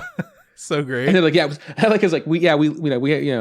on the same team. We broke up because we didn't want to work with someone like that. And the other guy's just like, nah, she for sure left us. Like, she absolutely fucking broke the squad. Yep. But yeah, no, like it's a great example of not needing to take too much time to do something like that. And it's crazy that some shows just drop the ball when it comes to like developing characters. You're just like, yeah, this character looks cool. But what else? And I get it that sometimes characters are just that. They just look cool. But it's always great when a character looks cool and there's something deeper than that. And like we can see them grow or whatever. So yeah, the show's fucking killer. It's so great. And then there's Gleipnir, which is really interesting. It's really intriguing. I want to know more. I'm constantly more into it. But it's also one of those shows that you can't just show anybody. Yeah, you can't show your mom. Definitely not a mom show. Hey mom, you finished Attack on Titan? You gotta check out this Gleipnir shit. You really like it. It's pretty much like Attack on Titan. You know how Eren can transform? Well. Yeah, imagine a girl going inside a boy. Yeah. Anyways, this last episode was interesting because they decided that they wanted to... They're trying to collect coins for the whole purpose of giving to this alien. Once you get a certain amount, then you get to achieve whatever wish you want or something like that. And Dragon Ball Z rules. Yeah, Dragon Ball Z rules. And anyways, we go into this next episode with knowing that they've already fought somebody really strong, and now they're approaching a group of people and trying to team up with them. So it was cool seeing that, and then it got really sexual really fast, and there was nothing wrong with that, honestly. This felt like it was the most like, well, that's some really fucked up shady shit from fucked up shady people. Yeah. It's appropriate for this situation versus, yeah, we're just kind of constantly make our main characters like fuck without fucking. Which feels weird. Would you say that if Gleipnir was on Netflix, it would get a MA rating for nudity and smoking? Is that for smoking? On that definitely, maybe nudity. Absolutely for smoking. Yeah, for sure for smoking. Oh man, Netflix really likes to hand that one out. So yeah, next episode of Gleipnir that you are is gonna be a good time. You know, it's fine. Yeah, I'll check it out. Yeah, I didn't know it was still going. Yeah, it's still going. It's still a good time. Wave Listen to Me is still good.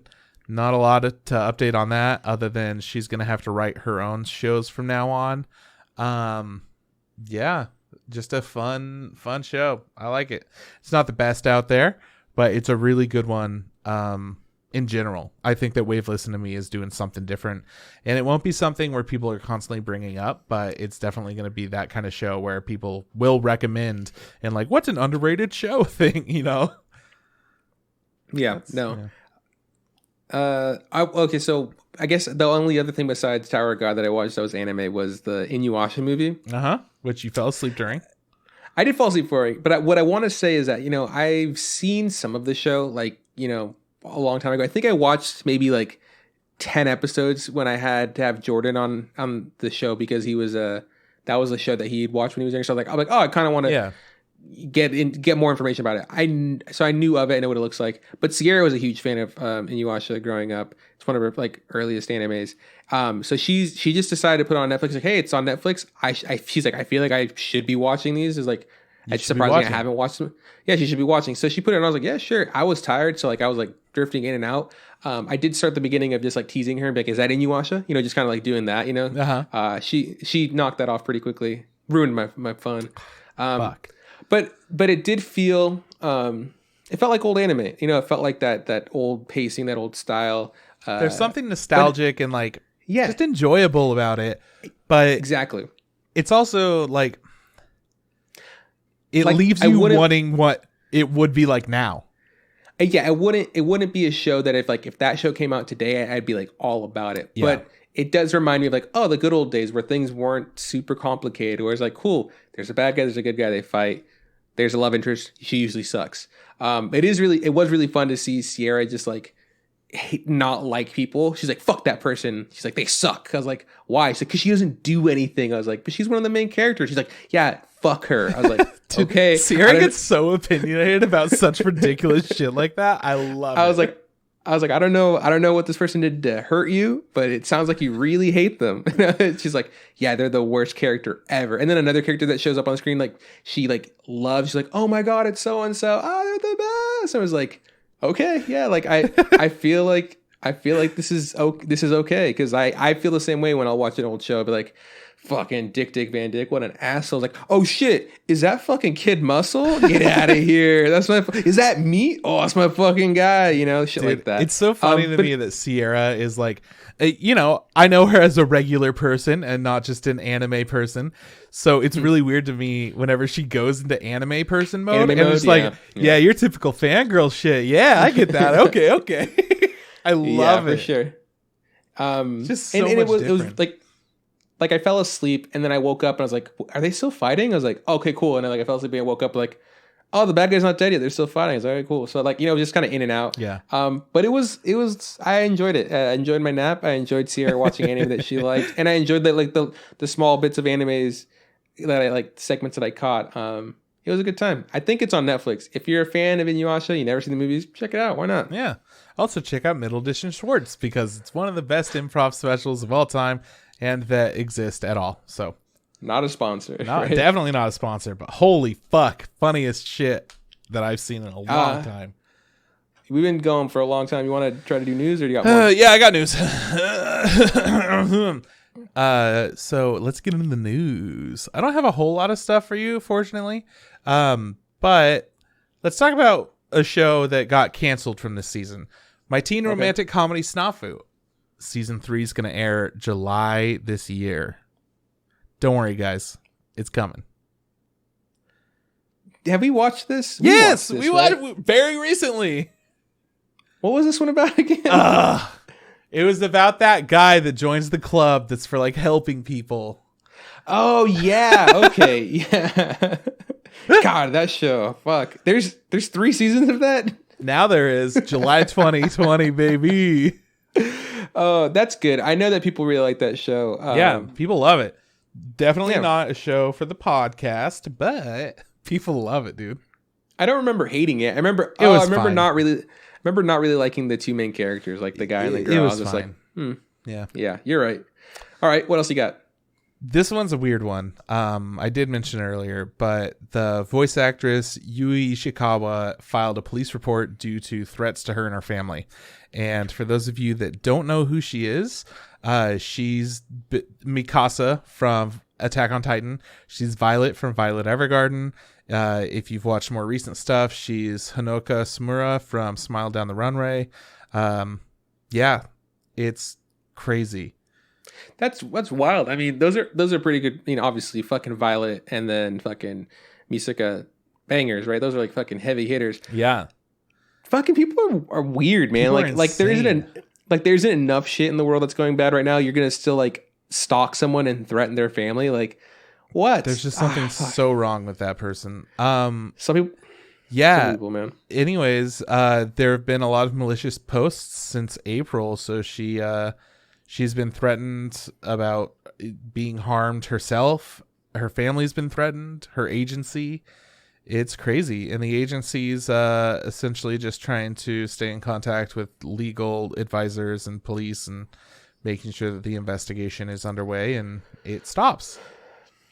Yeah, that's fucked up, man. That sucks. I feel bad for her. Nuts, dude. Yeah, it really sucks. But the good news is nothing has happened and people are looking into it. So hopefully everything's good. But man, it's just insane that people have to deal with that. Hopefully it's not a Perfect Blue situation. Oh my God, you know what I'm talking about? I do. If you guys haven't seen Perfect Blue, now is the perfect time. Yeah. Watch it now. Hang up. Stop watching us. Funimation added a bunch of cool shit. Like Kill la Kill, Erased, Occultic 9, Monogatari stuff. What is this? Yeah, all of the Monogataris. That's what they are. Dope. Now I know where to go for the Monogataris. Yeah. Also, it's on Crunchyroll, but it's on Funimation for those of you that have been waiting. Is Erased still on Crunchyroll? Because I know it's not on Hulu anymore. It should still be on Crunchyroll. I don't know why it wouldn't be, cool. But yeah, it's on Funimation, which is awesome. People should definitely watch Erased if you haven't. So my guess is that if I were to go to Funimation, they probably have the dub to it because for a while Hulu was the one that only had the Erased dub, which by the way I think is very good. I've told a lot of people that I think it's worth watching. Obviously the sub was that's how I watched it, right? Mm-hmm. But the dub I think is really good. But yeah, I'm assuming Funimation picked it up because that's kind of their shtick. That's awesome. I'm super happy that I have another place to watch that now. Because I've rewatched that show like 2 or 3 times. Oh, already. Erased is amazing. Good. I mean, I've rewatched it. I think I've seen it twice, maybe, and then also seen the movie and the TV show. Yeah, the live act, the movie that is that has fucking Japanese Brad Pitt in it. Yep. and then the TV show that doesn't have Japanese Brad Pitt on it. That's on Netflix. That is fucking crazy accurate. It's more accurate to than the actual than the manga, the anime. It's like it's straight out of the manga. It's that was really good. Such Great kid actors. That should still be on Netflix. I mean, if you have, you should watch the anime, obviously. But if you have the time and want to, fucking check out the live action. If you want to watch some live action shit, that's a good adaptation. It's worth it. Yeah. Next up, there's a new project that's been announced by Key, who's teaming up with Aniplex and P.A.Works. The show is called The Day I Became God. So yeah, P.A.Works is the official studio. There's a lot of big people working on this, and yeah, we'll see what it fucking is, dude. It's gonna be a wild time. Wild time. You ever notice that, like, anime or manga, or I guess maybe just Japanese media, they do a lot of stuff that's like God based, like Tower of God. Yeah, fucking this God show we were just talking about, the one you just mentioned, the other God show that we're going to be talking about, High School, God of High School. It's just like, it's a thing that pops up a lot. I feel like, I wonder if there's a reason for that. I don't know, but I'm looking at this cute looking anime girl here with pink hair and big face. And she's apparently going to be the god person, I bet. I don't know. Okay. The entire website is in Japanese, but is it pink hair anime boob or just pink hair? Pink hair. Oh, okay. All right. Yeah. I guess I could watch it. Yeah, you can watch it. It's fine. I can watch it, yeah. Since I don't clearly have the English translation on all this shit, it looks like there are people that worked on Angel Beach and Charlotte that are working on it. So that's kind of cool. Mm-hmm. Yeah, we'll be able to check that out soon here. They haven't announced a whole lot about it other than it comes out in October this year. Nice. New show. Yeah. It's going to be fucking hectic. I'm excited about it. It'll be cool. Next up, we're talking about dubs. You were talking about that a second ago. We're going to talk about it now. Crunchyroll has revealed a bunch of new dubs that are returning shows and that are currently airing shows and whatnot. So Tower of God, they released the entire cast of the different characters for Tower of God, and I don't want to go over many of them except for, let's talk about the main character, Bam. Johnny Young Bosch is going to be voicing him, and Johnny Young Bosch has been in a ton of different shit. He normally plays like really confident characters and whatnot, but I know him personally and best from Trigun, and knowing the different range that he has from being able to play this like very happy-go-lucky lunatic to an incredibly serious character, and having those moments where he's soft-spoken and just really, really dynamic character. Yeah. Bam is simple. He's very quiet. He's very meticulous in like what he cares about and wants and what his goals and ambitions are. He makes sure that he's achieving them no matter what, while doing it in like the quietest, most soft-spoken way possible. So it's cool seeing that this guy who's very dynamic with all of his voice acting in the past is able to play such a calm little character. I was going to jokingly call Bam a simp, and I was like, "Oh, that's mean." Oh man. But no, but Bam's a real nice guy. And yeah, I actually saw that too. I like that voice actor. It's an interesting choice. I'm sure he'll be able to kill it. Like, absolutely. I was really happy to hear that. Because he does have. Who did he play in Trigun? Vash, the Stampede. Oh, he is Vash. Yeah. Okay. I thought the guy that did the voice for Vash was like a Canadian dude. Johnny Young Bosch is that probably, that's him? I don't know if he's Canadian or not, but yeah, it's for sure him. He's done a lot more things. He was also Renton in Eureka 7. So I only watched it in Japanese, but my friend who introduced me to the show watched it in English and loved his voice acting in that. He's Gyu Tomioka in Demon Slayer, which I don't remember who that is. There are also other really good voice actors that are jumping in on this project as well. But back to what the other dubs are that are coming out soon. Somali and the Forest Spirit, which I'm pretty stoked that that's going to happen. There's been a delay due to the current situation, so more episodes are coming back out. They're essentially saying it's happening again, so that's great. Same with Science Fell in Love, so I tried to prove it. They should be back on Crunchyroll, all in English right now. And then The Eighth Son, are you kidding me? There's a brand new dub that's starting soon here. The 14th. New episodes are going to be every Thursday. My Next Life is a Villainess, All Routes Lead to Doom is going to get a new one on May 16th every Saturday. Welcome to Demon School, Iruma-kun is also going to come back, start airing again. Episode 16 is going to start on the 16th as well. And then you'll get weekly new episodes. And then a Crunchyroll original, Spectre. Episode 8 is going to be coming out on May 23rd, and weekly episodes will happen after. I think that's everything. That's really interesting, just because I know that Funimation has been like kind of the key place when it comes to having something dubbed. Like they're what is it? They trademarked simuldub. That simuldub, they literally put the TM on it. That's theirs. And Crunchyroll they have dubs. I'm not saying they don't have dubs, but they usually don't have like new dubs, right? That's not really their. Been putting a heavier focus on what kind of work they want to put out there that's their own, not just like that they're a streaming site, but they want to have more involvement with it lately. Yeah, that's because there's shows like what is it? I think Mob Psycho has a bunch of different dubs in it, and it's a super popular show. That makes sense. Like they'll have like a German, a Portuguese, like a Spanish, and that makes sense. But for them to be like cool Somali, Inspector, these other things that I wouldn't say are super the most popular, but like these are getting their dubs, and it's a smart move.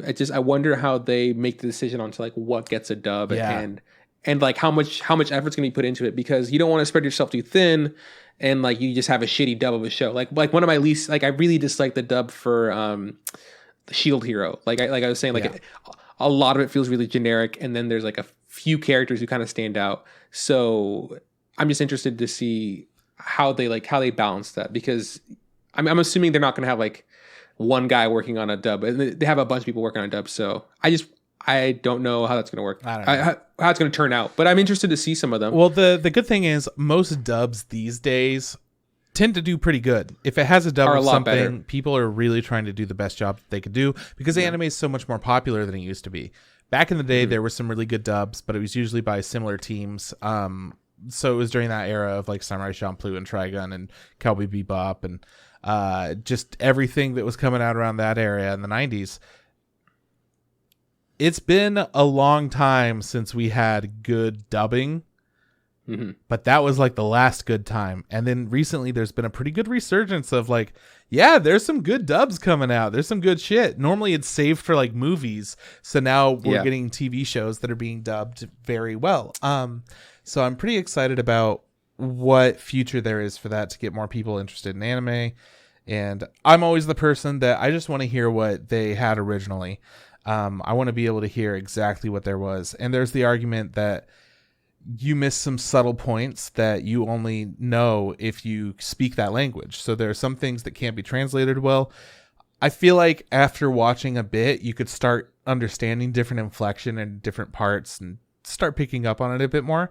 But for somebody that's totally uninitiated in watching anime, you might not be able to pick up on those subtle jokes or like the intention of that sentence without knowing the language.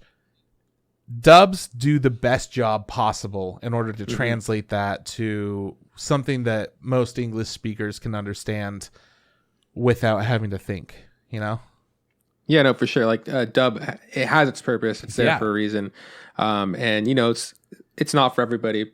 But it is really nice when you're able to have a solid, good dub. Like It's not like it's a mandatory thing because you could just watch the show the way it is. But Exactly. you know, you're never gonna be like, no, give me a shitty dub over like a good dub. So I'm just interested to see how some of these turn out, because some of those shows I'd be more interested to watch them if they are dubbed. I don't have to pay as much attention to them. Like, but yeah, I'm gonna be checking some of those out whenever they drop. So cool. Hell yeah.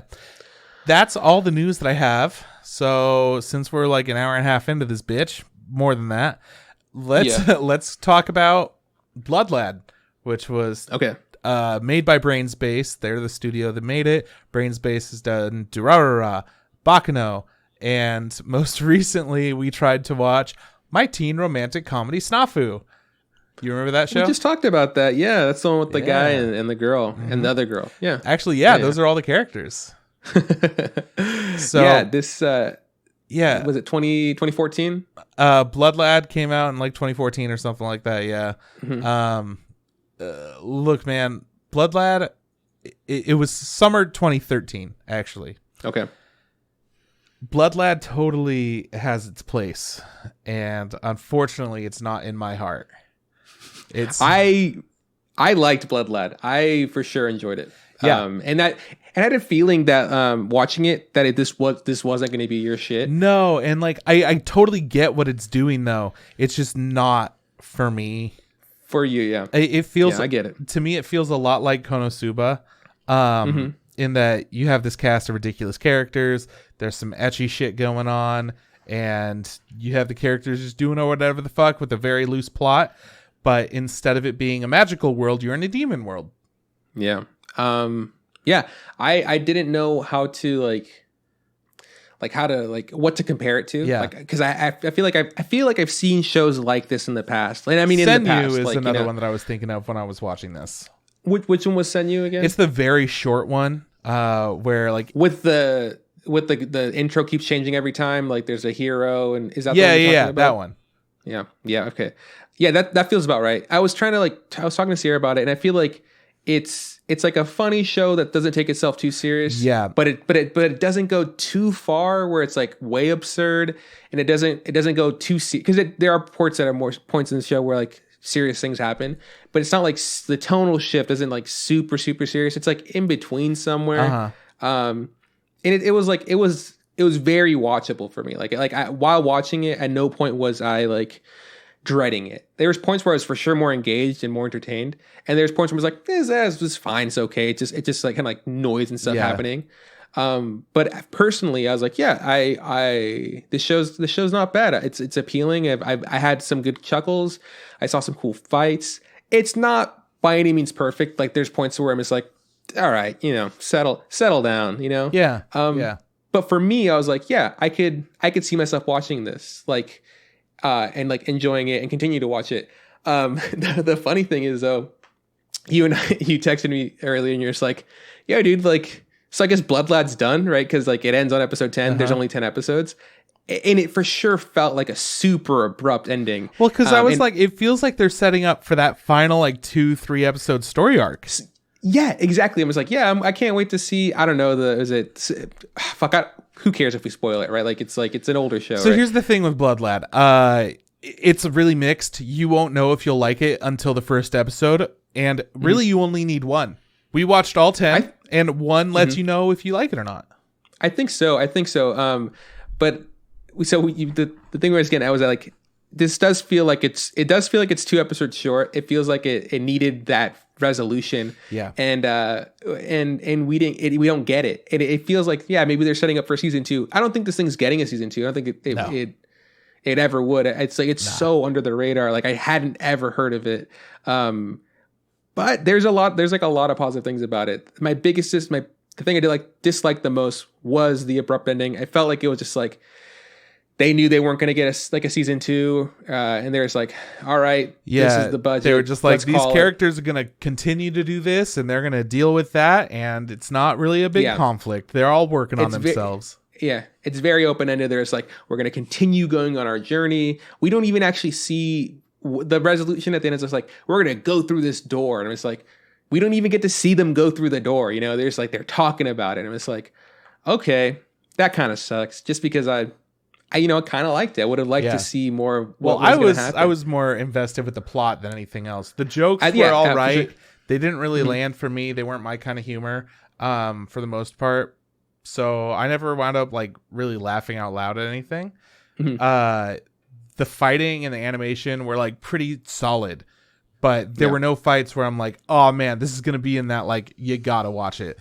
Where like I agree, which is fine, and it wasn't the kind of show where it was trying to be that, you know. What's really funny is that when they do the intro, they showed them like doing a boxing match, like a snippet, and I was just like, oh, that's just them being wacky in the intro, like that's not gonna happen. And then the boxing match actually happens, and I go, oh, cool, they came through. I really enjoyed the boxing match. Yeah. And when he fights, so when the main character, he's like sapping magic, Zev or something like that. Sure. He fights the wolf boy or whatever, and then I was like, oh, not bad. And then there's a later bit where they're gonna have a rematch. Zaz, yeah, they're gonna have a rematch. I'm like, oh, cool, I can't wait for the rematch. We don't even get to see the rematch. Like, it cuts away, it comes back, and the fight's already over, and I go, okay, all right, cool. And I did that as a bit. Yeah, absolutely. Yeah. I was like, oh, you sons of bitches. But yeah, here's a quick plot of what the show's about, kind of. So it's about this character who is he's a demon, but he's a weeb for people.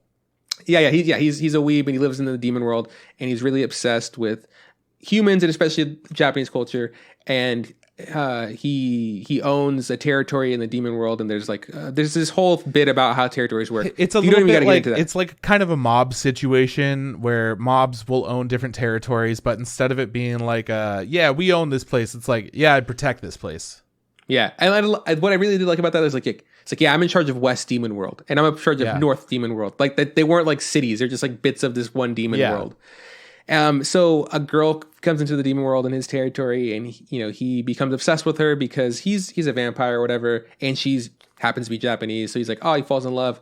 He leaves, comes back, and she got like eaten by like a creature and dissolved, and she turns into a ghost. And then his new mission is to save her and like bring her back to life. But now he's an asshole essentially. Like there's bits where he's like really nice, and there's bits where he's really mean. His emotional, I don't know, like intelligence, or maybe his awareness of the way he treats other people is very lacking.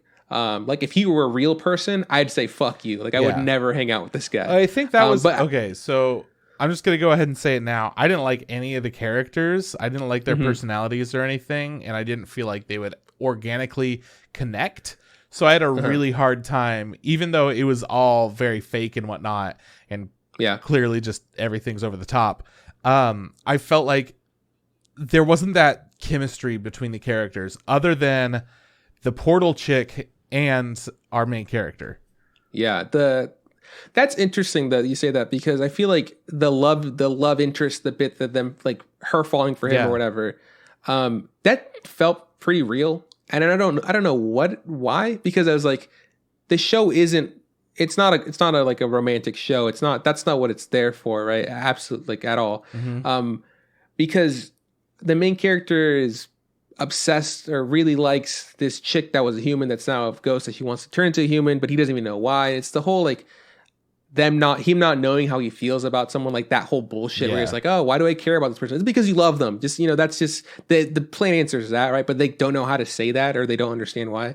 So I was like, I kind of was more, I wouldn't say into, but like I was more distracted by their relationship, like the ghost chick and that when the portal chick popped in and became a thing, I was kind of pleasantly surprised when all that happened. I go, oh, okay, cool. This felt pretty okay. No, not bad. I would say it's like like a shitty triangle, like a shitty love triangle. Like I've seen animes do love triangles all the time, and this was for sure one, because even the ghost chick kind of has feelings for the main character, but she doesn't know why. It's like the two dumbest people in the world falling in love for each other and not being able to like admit it. It's like that always becomes frustrating when they go, oh, I have feelings, I have something about you, but I don't know. It's like, just you like each other. It's not that hard to understand sometimes, I don't know. I really liked the way it looked. The style was good. The style was there, and I think that's the main thing the show has going for it.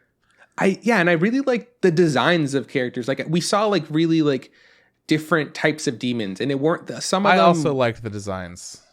Yeah, like some of them were like way I don't know, I was like super surprised by it. Like the one of my favorite designs was he was the owner of a territory. I don't know what part of the demon world, but he was a snowman. Yeah. And he was just like this round dude, and he was like really cold, and something about like the way his character interacted and the way he moved and the way he spoke was like, that's, I've never seen a demon snowman or like a monster snowman or something. And I was like, that's maybe in Frozen, I guess, but I was like, that's new. That's different. Right. That's something that I really enjoyed.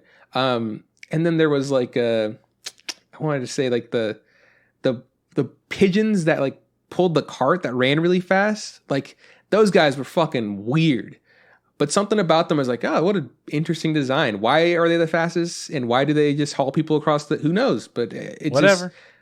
There were a lot of choices and a lot of designs. I was like, this is really interesting. Like the boy that was like a mimic, you know, and he had like his face was like in a hood, and then I was excited to see what he does. Mm-hmm. He wasn't a fucking mimic, and I was so mad that they called him a mimic, because essentially what he is he's a doppelganger. But then they're like, hang on, doppelgangers are also a different thing in this world, so we have to call him a mimic. And that's what I think that's why it happened, because I wasn't as upset with you, but I was just like, they brought up doppelgangers. I'm like, why did they call him that? You know, why did they call him a mimic? Because a mimic's something completely different. Yeah, a mimic is something that imitates inanimate objects.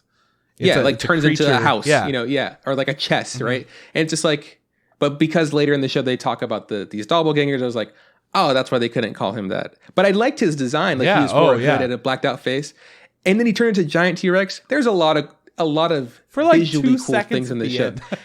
That's all that mattered, bro. That's all I fucking needed, bro. All I'm saying is, they could have focused more on making these characters interesting or have a little bit more to them, because they had a lot that was there, but they didn't do anything with them. So I think I was just disappointed by things like that.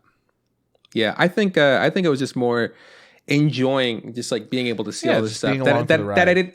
Yeah, I didn't care about. I didn't think about it too much. Like the pacing of the show was all over the place. It was it was fast. It was, but also I was like, it like felt like nothing happens. Yeah, nothing happened, and a lot of the plot points just kind of dredged on. Dude, it was like so quick that like it was like, we have to revive her. We have to get this book. It was like this whole thing about getting the book. Dude, it changed in a second.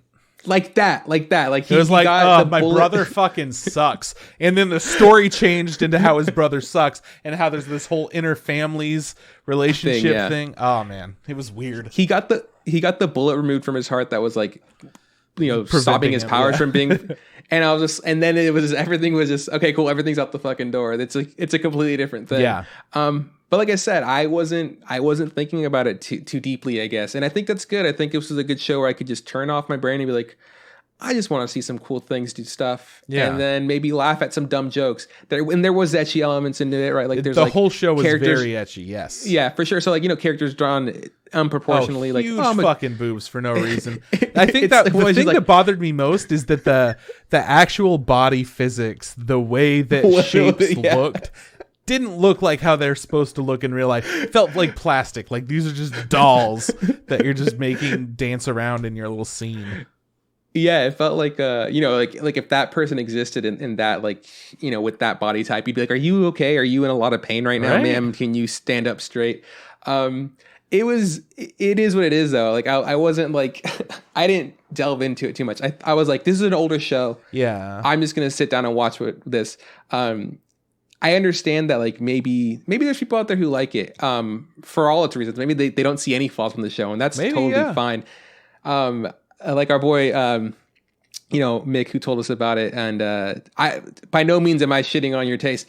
I think there's a lot of merit in parts of the show. And that's what I came out saying in the beginning is I'm like, you know what? It's for sure not for me. That doesn't mean that it's a bad show. There are other shows that I'll watch, like Magmel, whatever, the Ultramarine Magmel. I'm like, that's a fucking shit show. Don't watch that.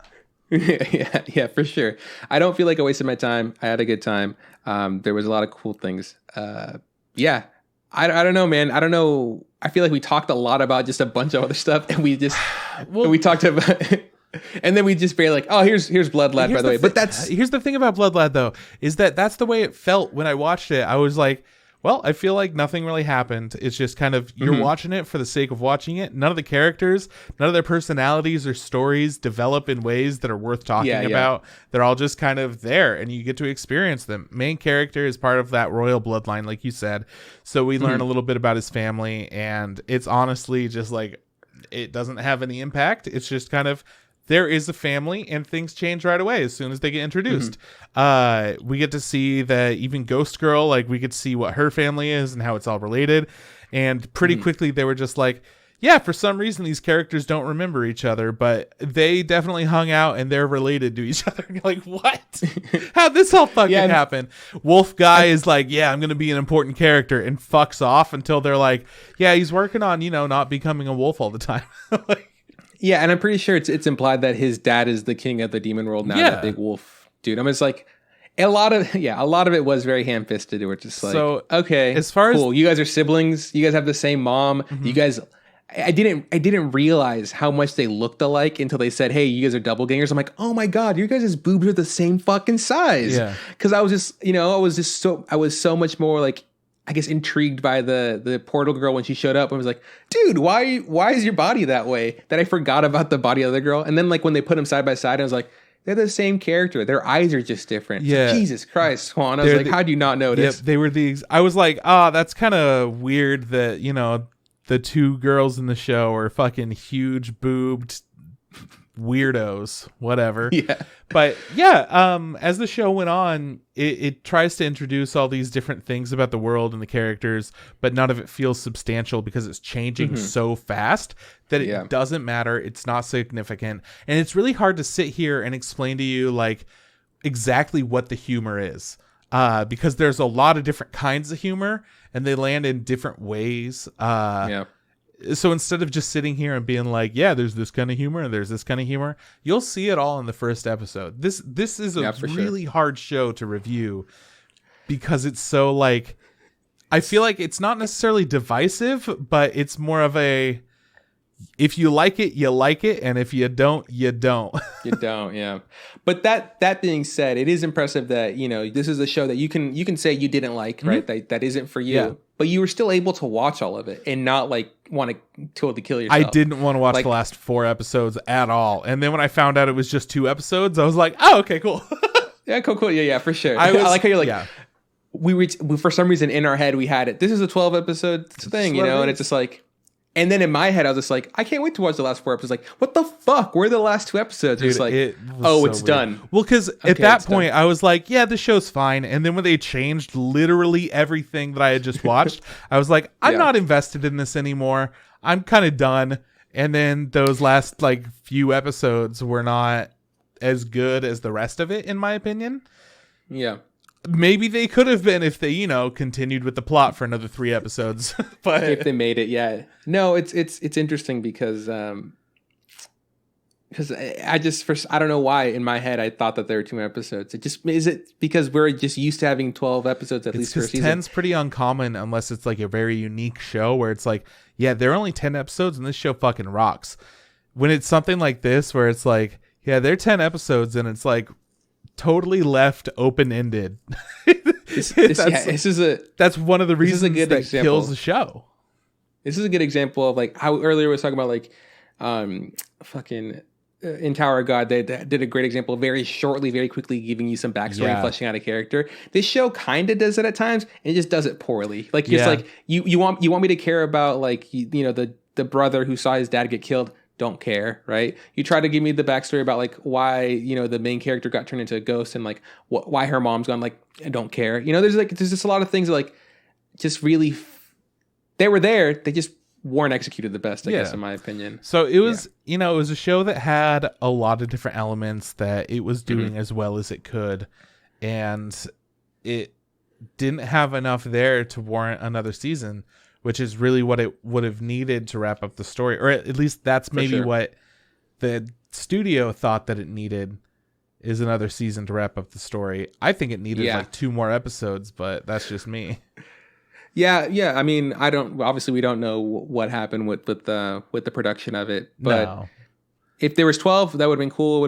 I would have felt more resolved because I felt like we said, everything felt really abrupt. But it also fit with the rest of the show the way that it ended very abruptly because I felt like everything was abrupt. Yeah, but I feel like if this did have a second season, who really knows what you'd get, right? Would you get the no idea. super plot heavy stuff and like shit's about to pop off, like the fucking his dad's back, I guess, because we don't really fucking know too much.